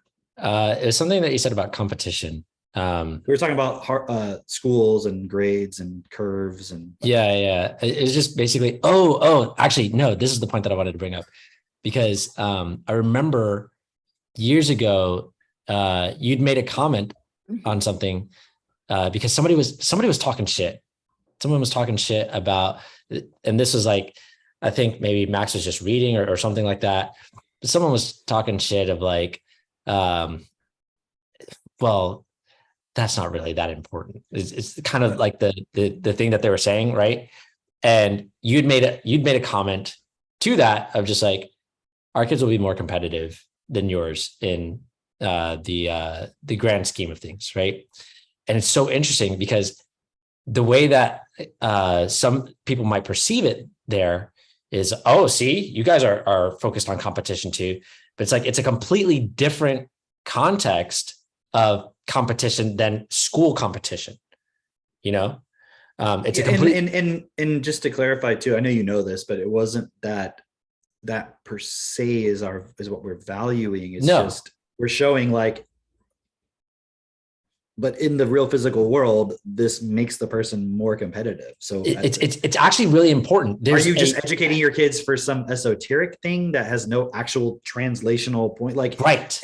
Like we're not sitting here going like our type of education just makes your kid feel really great about themselves. Like, right. Yeah, that's cool. But if it doesn't translate to I can actually do things. Now, if everybody had the same vocabulary, it wouldn't be about competition. Right. But when it's still about competition, this makes you more competitive as well. So this is the point that I wanted to make, is just like, it's actually like what you were just saying before that was there's actual practicality to it. This actually translates to the real physical world versus it's just an abstract exercise of my kid's just smart to be smart. It's like, it's like there's actually a difference for every child, and it's interesting because parents will put their kids in this position to be quote unquote competitive, but it's just to be competitive within the system as is. In fact, what is basically going on is they're not thinking anything outside. Okay, all right. Let me just say this part, because the way I'd opened the Clubhouse yesterday was I asked everybody to just really take this question seriously of, what am I doing here? Like in life, what am I doing here? And then what's the first thing that comes to mind, right? And if you actually consider that, it's like, what's the whole point of being quote unquote competitive at school? Like, there's no point to it, actually. You know, and It's so, just to feel your ego. That's Well, I mean, when you say Make you no point, feel what do you good. mean? what I mean is, What context? in the context of, okay, let me clarify this, because the way I see it, the way I can, from my understanding of everything that I've learned through eQuaf and Destiny and using TechnoTutor, all of that, walking my process, is I'm not here just to get a really good job. That is not my life's purpose. And I think you talk to most people, they would agree that's not their life's purpose. However, what does their life reflect? That's all they're doing. But that's what their purpose is. Exactly. Exactly. So I'm aware that, like, my life's purpose is not just to get a good job. That's fucking lame, right? I'm here to create a world that's best. Like, I'm here to direct myself and my environment and everything that I can take responsibility for. The moment where you take 100% responsibility for your own life, this is what that really means. Like, this is the deeper understanding of that. This is like, and maybe that's not the way that it was meant to be said, but this is the deeper understanding of that. This is the reality behind it. When you take 100% responsibility for your life, meaning you have to recognize the way that the system is because we allow it to be this way. If it's going to change, it is our responsibility. It's up to us. We can make it happen, right? It's not, you're responsible for this world. I know it's my fault. No, you're responsible for this world. So let's make the most of it. Just like you're responsible for your children. You're responsible for their education. You're responsible for how they turn out, actually. So actually educate yourself to be the very fucking best that you can, to give them the very fucking best. Because otherwise, you're just going to go based on some emotions and whatever. And then what's going to turn out is, it would be like, you're responsible for your own health and how fit you are in your body. But if you never work out, because I never knew you had to work out, your body's still going to be like out of shape, unhealthy. You never work out, you never eat nutritiously, whatever, you're going to be out of shape and unhealthy. Well, that's not my fault. Actually, if you were to educate yourself, then you would know what to do and you could change that. You can have a different result. That's what we have to do in this world, is understand our own minds, understand, like, it's not enough to just go, well, I feel better. That's not enough. Like, I studied the law of attraction. Who cares? Right? You know what that makes me think of? That makes me think of all these people who think, like, for example, veganism is the solution. And that let me just finish this point. Just... Let me just finish this point, and I'll let you keep going. Just to answer the question of, like, what I say is there's no value in being competitive at school. I mean, in the grand scheme of things, in the grand scheme of what are you here to do as far as life, that is a very small game that you're playing. That is, and you can go, play. It would just be like, what's the value of being really good at chess? Like, okay, you can be really good at chess, but in the grand scheme of life, how is that changing anything? And only the top 30 players can make a living. Right. So only the top percentage of people in school can utilize that to have a good life. Right. Good from the perspective of having more than you need, per se. And most people what who I play was that game lose. Right. And what I was bringing through also is, like, so many people, they think like, like I was saying, veganism is the solution. Well, I was I had this person comment on one of my posts, or one of my comments that I made on somebody else's post about eating meat and buying it whole, buying a beef cow whole, and that's what they eat in a year, their family. And I was just saying how like we do the same, like we buy in bulk from our neighbors, and we look forward to, you know, having our own cows soon and all this stuff. And someone commented, you know, imagine how that cow feels when their parents, like their perceived mom or dad, kills them for food. And I was just like, oh, is that what a lion is thinking when it kills a gazelle? Oh, this gazelle doesn't feel good that I'm killing it right now, you know? And so I was bringing that in because it's like, that's not a real solution. That's you feeling better.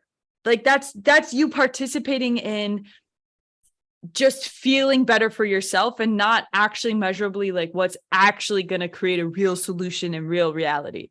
And it's like very similar to what Drake was talking about with what's the real inherent value of being competitive in school. Well, whoever is the top person in the class probably feels pretty good about it. I know for me, I would observe the people who were like top of the class, and I would be jealous of them because I would have never been able to be the top in my class. Just with my programming, I never would have been. But even the top is like, okay, you're the best at that school. Okay. Does that imply you understand anything? No. It's not even a valid, it's not a valid measurement. It's like, imagine. But how many valedictorians went on to do nothing with their life? Well, that's my point though. It doesn't translate into, it means something. It's a, right. It's like if you were chopping wood and you had 10 people and you're like, I'm the best one here at chopping wood because you could chop one piece of wood in an hour and everybody else did it in 2 hours. It's like, you're still not good at chopping wood. It still doesn't necessarily mean that. And then what about everybody else? It's not based on understanding. And that should be a red flag for people, for parents of like, okay, I'm going to put my kid through this system where they're just going to go and compete. And then even if they win the competition, it doesn't imply that they actually know anything. Because they're like, well, if you do really well in high school, you can go to medical school. Okay. And does that equal, like if I'm top of the medical school, I'll be the best doctor. Is that what it means? Is the top person in medical school the best doctor? Because as soon as they go to their job, they start learning how to be a doctor. Right. They don't even actually learn how to be a doctor at medical school. And also, what does it mean how to be a doctor? It just means how to play within the current system. And a lot of these things are just, they're just monetized. So then the doctors are incentivized through the monetization of the hospitals. Right. And then you look at a drug company, for example, is the one that provides the drug to the patient that ultimately the patient gets. It was the best one. Or was it the one that knew how to market and then basically outcompete everybody effectively? And how to market to the doctor and how to get the other person to think this problem is solved. Is it really based on what is the best solution? There's a movie out there that depicts this pretty well. I'm not bringing it up to recommend this movie, but there's this guy, the main character is a salesman for one of the large drug companies, whichever one sells Viagra.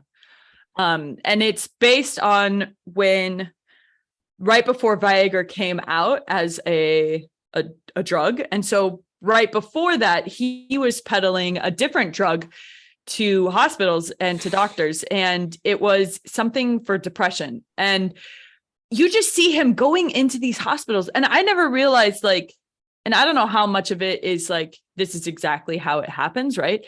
But I never really realized how much these companies have literally drug salesmen who are going and trying to convince doctors to sell their drug. They're like, yeah, they literally take them out for dinner and shit. And yes, they totally manipulate the system. And they're like, you should sell my drug instead of this drug. And then he's like, ours gives this symptom less and this symptom less, but they're not talking about which symptoms they give more, of course, you know, and it's like, we're the better of the two drugs. And, but for who, you know, it's like, that's not actually solving. Obviously that's a whole different conversation, like the solving the point of depression, but it's like, that's not at all personalized to the individual patient at all. It's That's just a good point. Like it just works for everybody.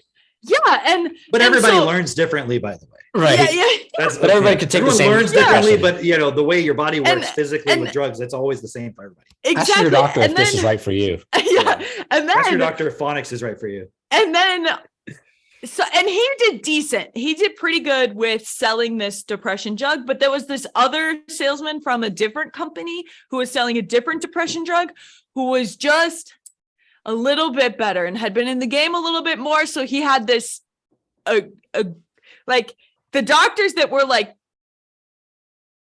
with the guy that was there longer had a harder time letting go of being that relationship and going with the new guy.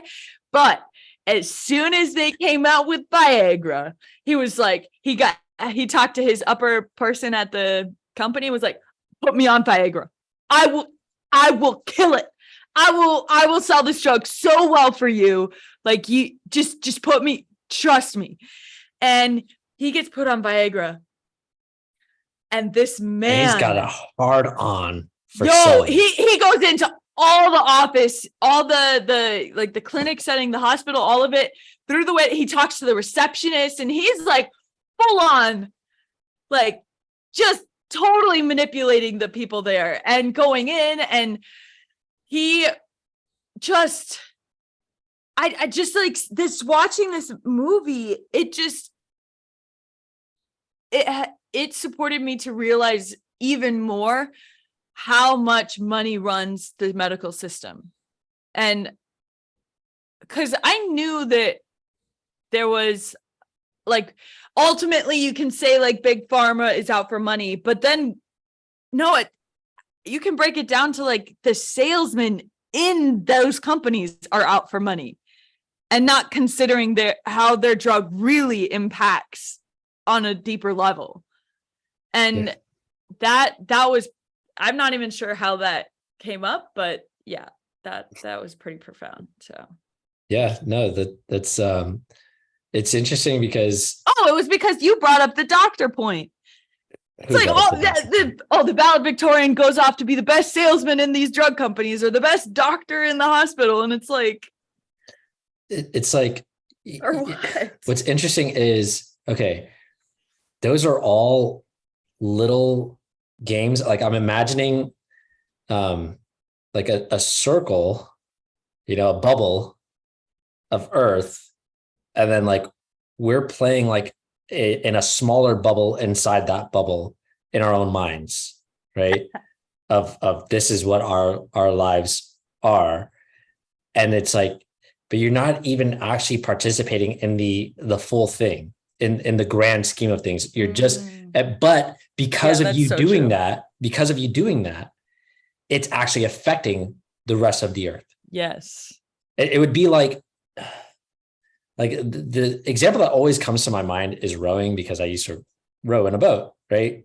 And people don't realize just whenever you say that, it literally just makes me think you were like this elite child at this elite school rowing.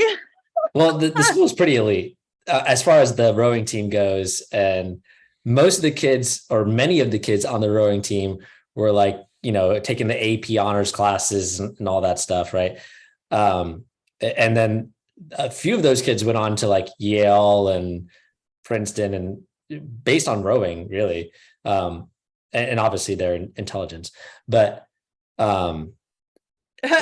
measured by the school system, of course. Yeah. They were very competitive.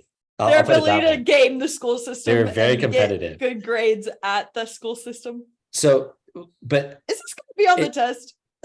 Right. It would basically be like when you're rowing, you have to be exactly synchronized, right? And everybody's got to row. If you're off by like half of a second or a percentage of a second, if you're off just by like a minute detail, you stab the person in front of you with your oar, right? You stab them in the back, and it sucks. It sucks for that person who gets stabbed. It's Interesting. and it throws off the entire boat, right? But it would be like the way that we're rowing in this analogy of the world. Everybody's in the same boat, but then everybody's just like, oh my gosh, everybody's getting stabbed in the back. Everybody's getting stabbed in the back, right? Or this person's not even rowing, and then they're like, I don't even know what I'm doing in this boat. They're just like kind of twiddling their thumbs, like that's trying to use an umbrella as a row. Right. Exactly. It's like, no, like recognize we're all in the same boat. Okay. Which means we all have to row in unison. We all have to be on the same page. We all have to. I'm in a pirate ship though. In my head. Exactly. In my head, I'm in a pirate ship. So exactly. I'm just gonna sit here talking to my parrot instead. The imaginary one on my shoulder, of course. There's another point that you brought up earlier, Cam, about inequality, and just this point of because what I was saying about like women shouldn't be in the kitchen, which I don't know why. That was so funny. I don't know why modern women would get upset about that. I'm saying you shouldn't be in the kitchen, right? You know, like, come on. It's so funny because that triggered, because of the society's current programming, I had this like feeling come up in my stomach of like, why is he saying this? Just like a where is this going kind of thing. And it's funny because that happened to me the other day too, when I was in Barnes and Noble and I was asking a worker for help. I was like, hey sir, where are your board games? And then he started answering and he had a very feminine voice. And then a feeling in my gut of like, oh, maybe I shouldn't have called him sir. I was like, what? Where is this coming from? And I realized like society is in our heads, you guys, with all this programming of like, and I was just like, that's wild. That is wild. Yeah, that is pretty interesting, right? But that's what Cam was saying earlier about like, there's literally something that flashes in your mind that says, be offended, right? Yeah. Like, you just did a microaggression. Uh-oh. Yeah. You know? and then it was like, oh yeah, I came into Barnes & Noble only to call you sir and offend you. Right. But the point that I was looking at earlier, because Cam was making this point of like, you know, why then do you feel like, oh, women can't do this, they're not capable or whatever, right? And it's, again, it goes back to this point of jealousy, right? You're like, but it's this point of jealousy where you feel inequality, but it's not taking into account that we can have different responsibilities and be equal. Just like, you know, we're in the same boat, right? But somebody's got to steer the boat. They don't row. They're steering the boat. Wait, right? That's a thing in rowing? Yeah, they're called a coxswain. Are they in the back? They're in the front. Well, it depends what kind of boat you have. Depends what you call the back or the front, because the rowers sit backwards. Right. And are there different categories? Like you can't have one and compete with people who have the other? Say again. Like if you have the boat that the person sitting in the front, can you compete in the same competition? No, you don't. No, because they're different sizes. Category. They're different sizes. So like interesting. Somebody who would be sitting in the front, that would be like a 4-man boat, right? But then they can't see the rowers behind them. So it's like the rowers are sitting backwards and they've got their back to the rowers and they're just like, they're manning the front and they like sit really low in the boat, right? But then on the other side, if you've got like an 8-man boat, the coxswain sits in the back of the boat, but they can see all the rowers in front of them. And so they can see, hey, you're not rowing in unison with everybody else. And they can call you out. And like, there's a speaker that runs through the entire boat. And so, shit, it's legit. Like, you've ever seen those movies where it's like, there's always this like scene whenever it's like a Harvard movie or whatever, where there's like rowers in the background. And then there's somebody yelling through one of these, what do you call those things? Like a megaphone, like row, row. Well, they don't do it exactly like that. Now they have a setup where they can put on a mic and it like has speakers throughout the boat. And they're Wow, they this get is so crazy, intense. dude. They get so intense. Jess, you would love it. If you were smaller, if you were like 3 feet shorter, you'd be a perfect coxswain. If they have a Viking ship rowing contest, Jess, that would be perfect for you. You would love it because like they get so Yes. intense. Like That's hilarious. I can remember one of our coxswains, like they would listen. It was so and they competitive. were a high schooler with you, right? Yes, They yes, were... yes, yes. And That's but they were, hilarious. and usually the coxswains were girls because they weigh less.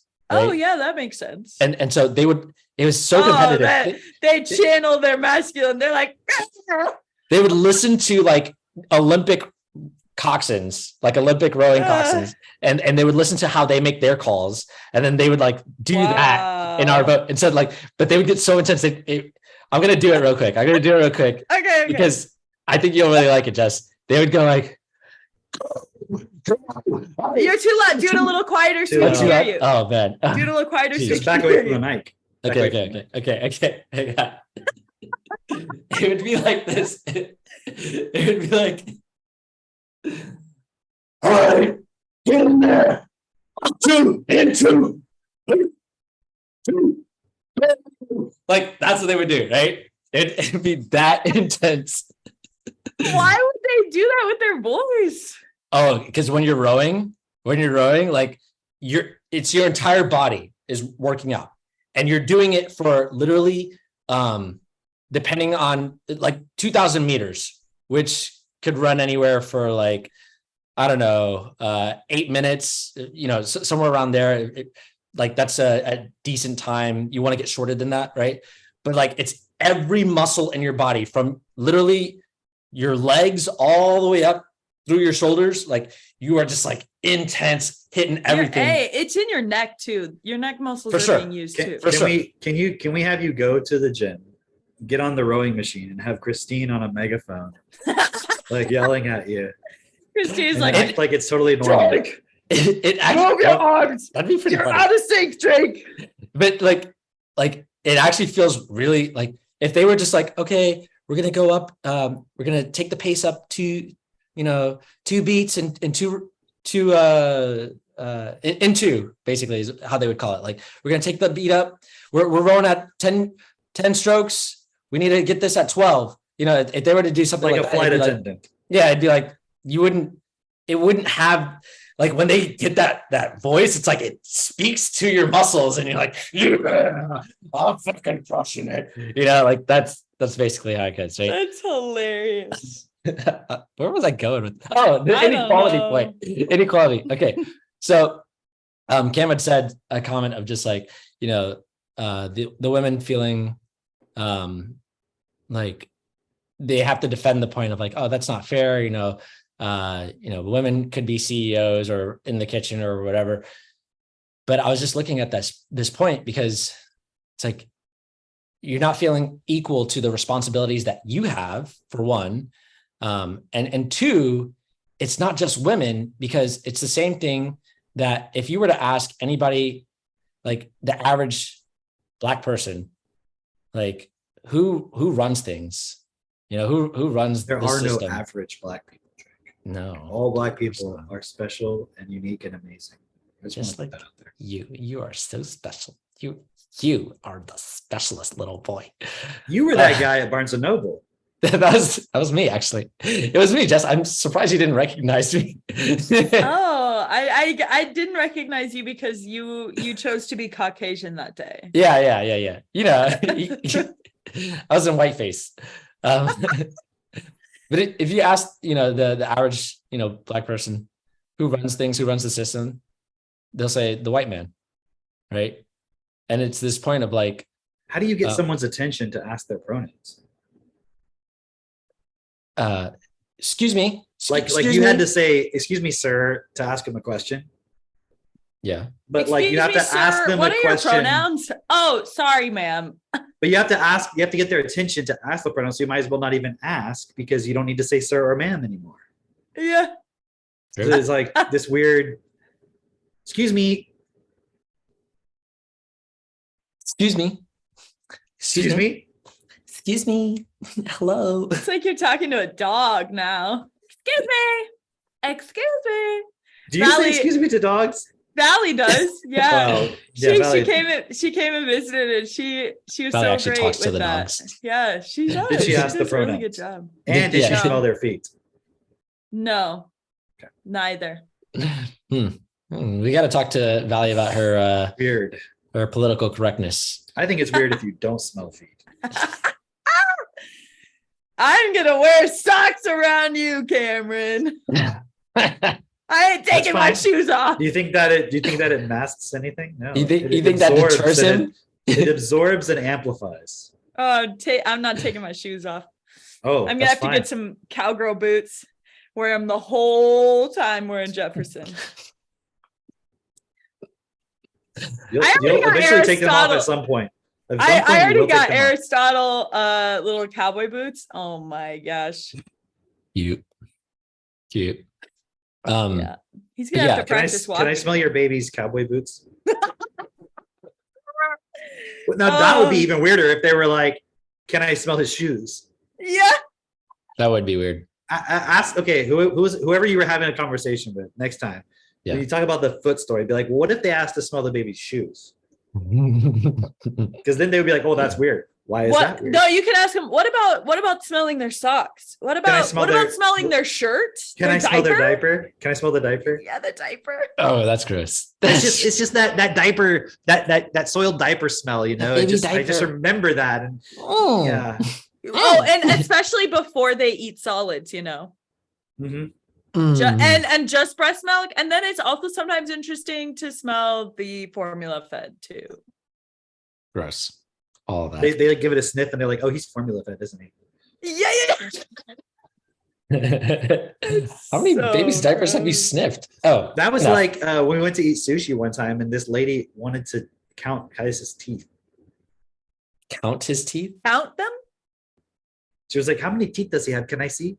We're like, and then I was like, I just changed the subject. Yeah. She was the lady seating us, like the owner of the restaurant, Weird. like coming out the gate really hot. Like we haven't even got our table yet, and you're asking to count our baby's teeth. Maybe she was trying to determine if he was going to eat sushi.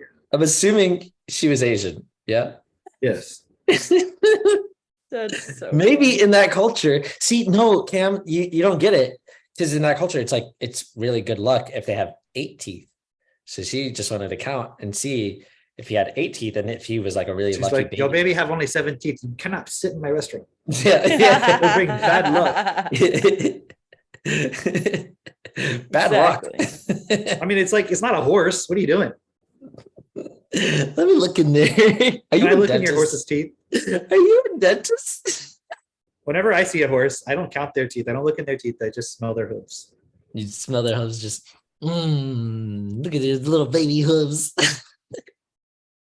By the way, did anyone notice that Jess pronounced Viagra?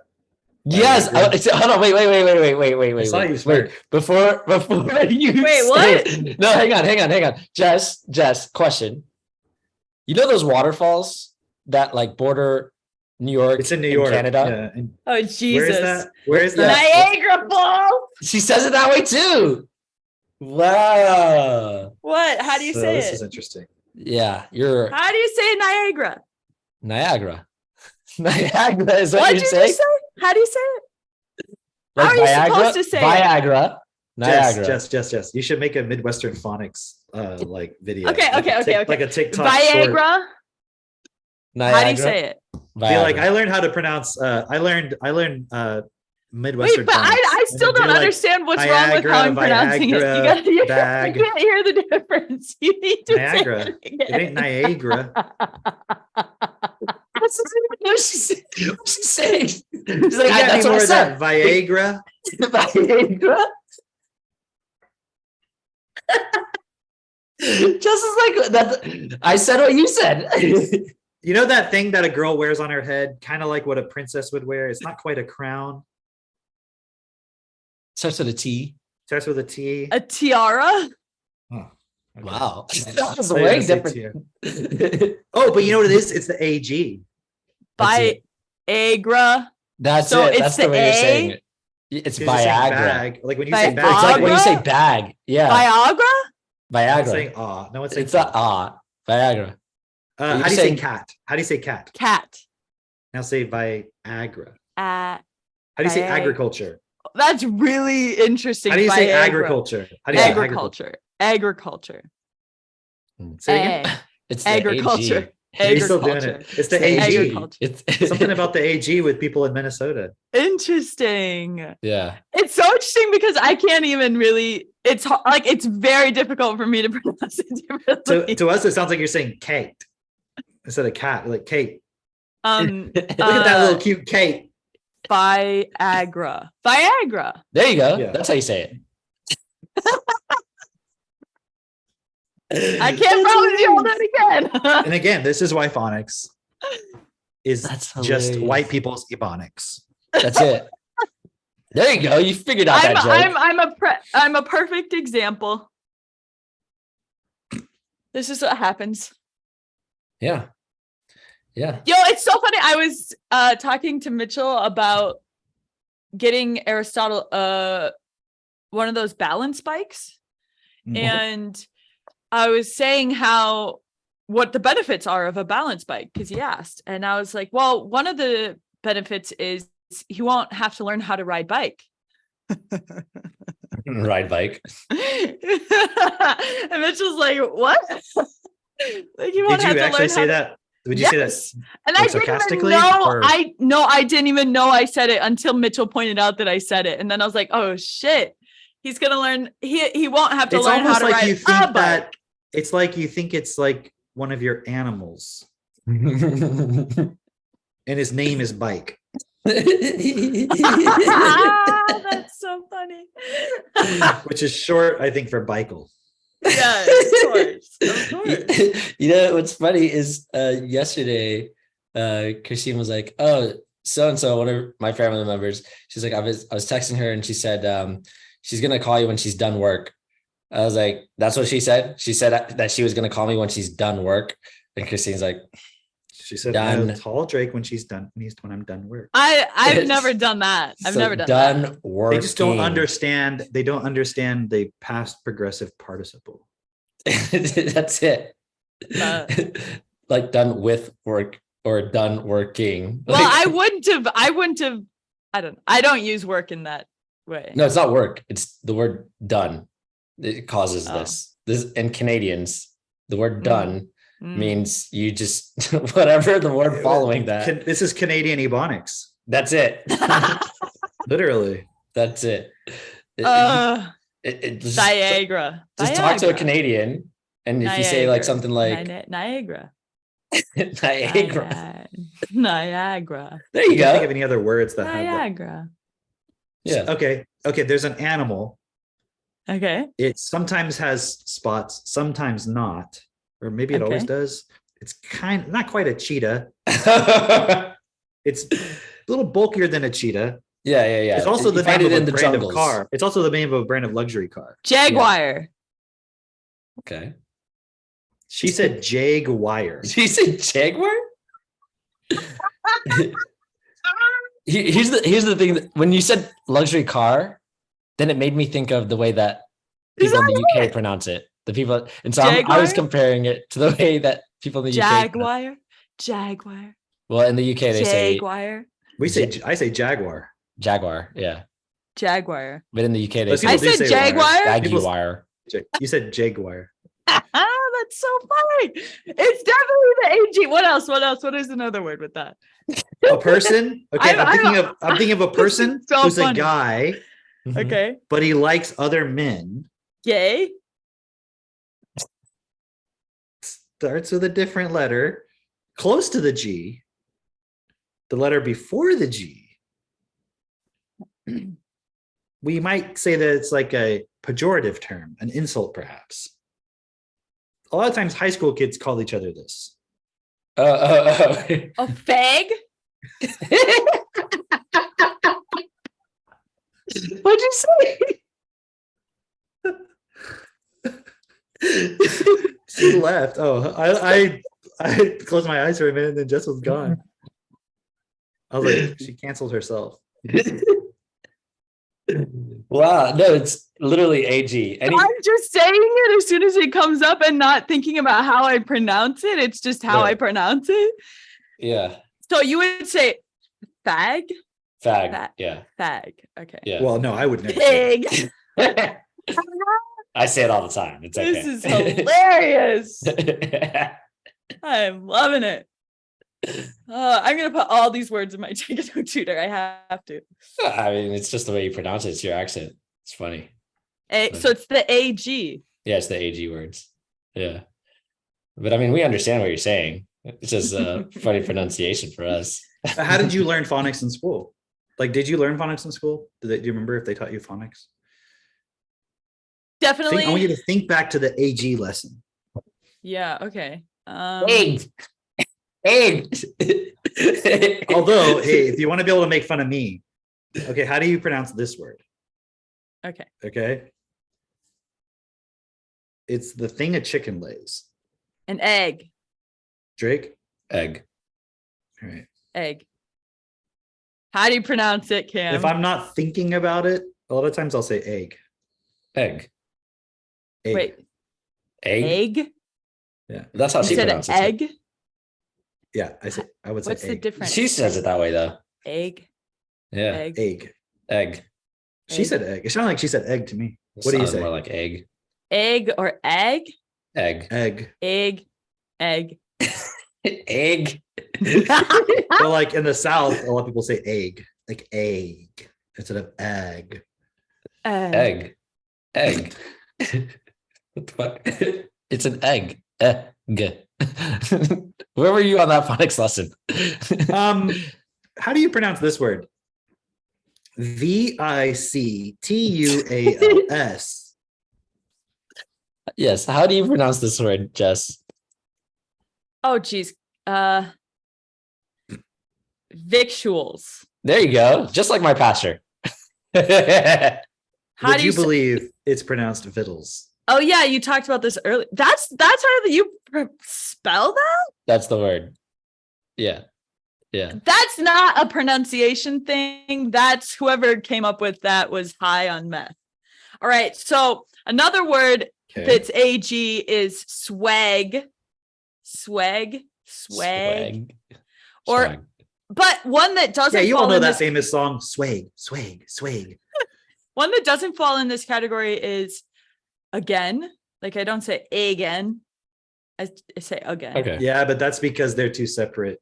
Yeah, it's a different A and the G is going with the syllable. K. Okay, It's a so different But so also, hold what on, before we about move Okay. on from that, hold on, before we move on, what about wage? why isn't it again?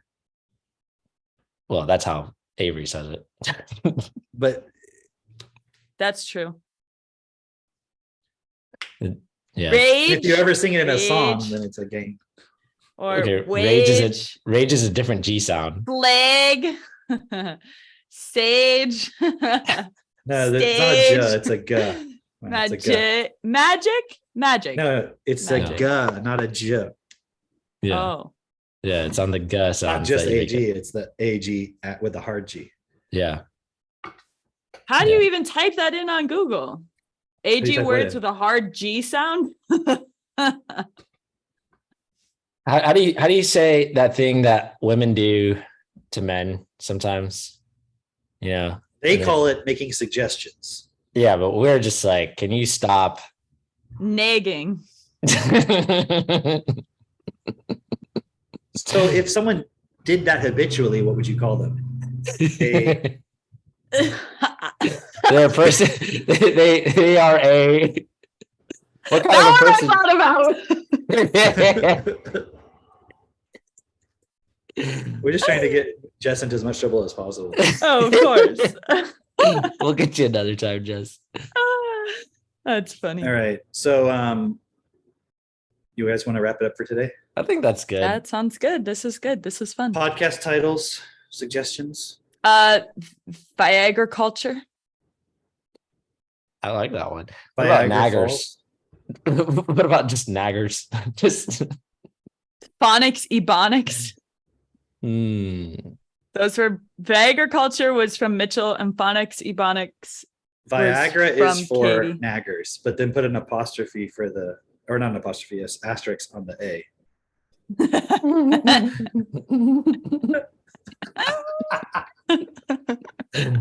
These were good Midwestern suggestions. Ebonics.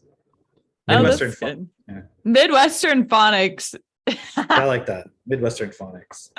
That's good. That's good. Saying All this right. for Christine's benefit. Cool. All right. So you Okay. got it, Christine. Midwestern Phonics. We'll see you guys all next week. Bye.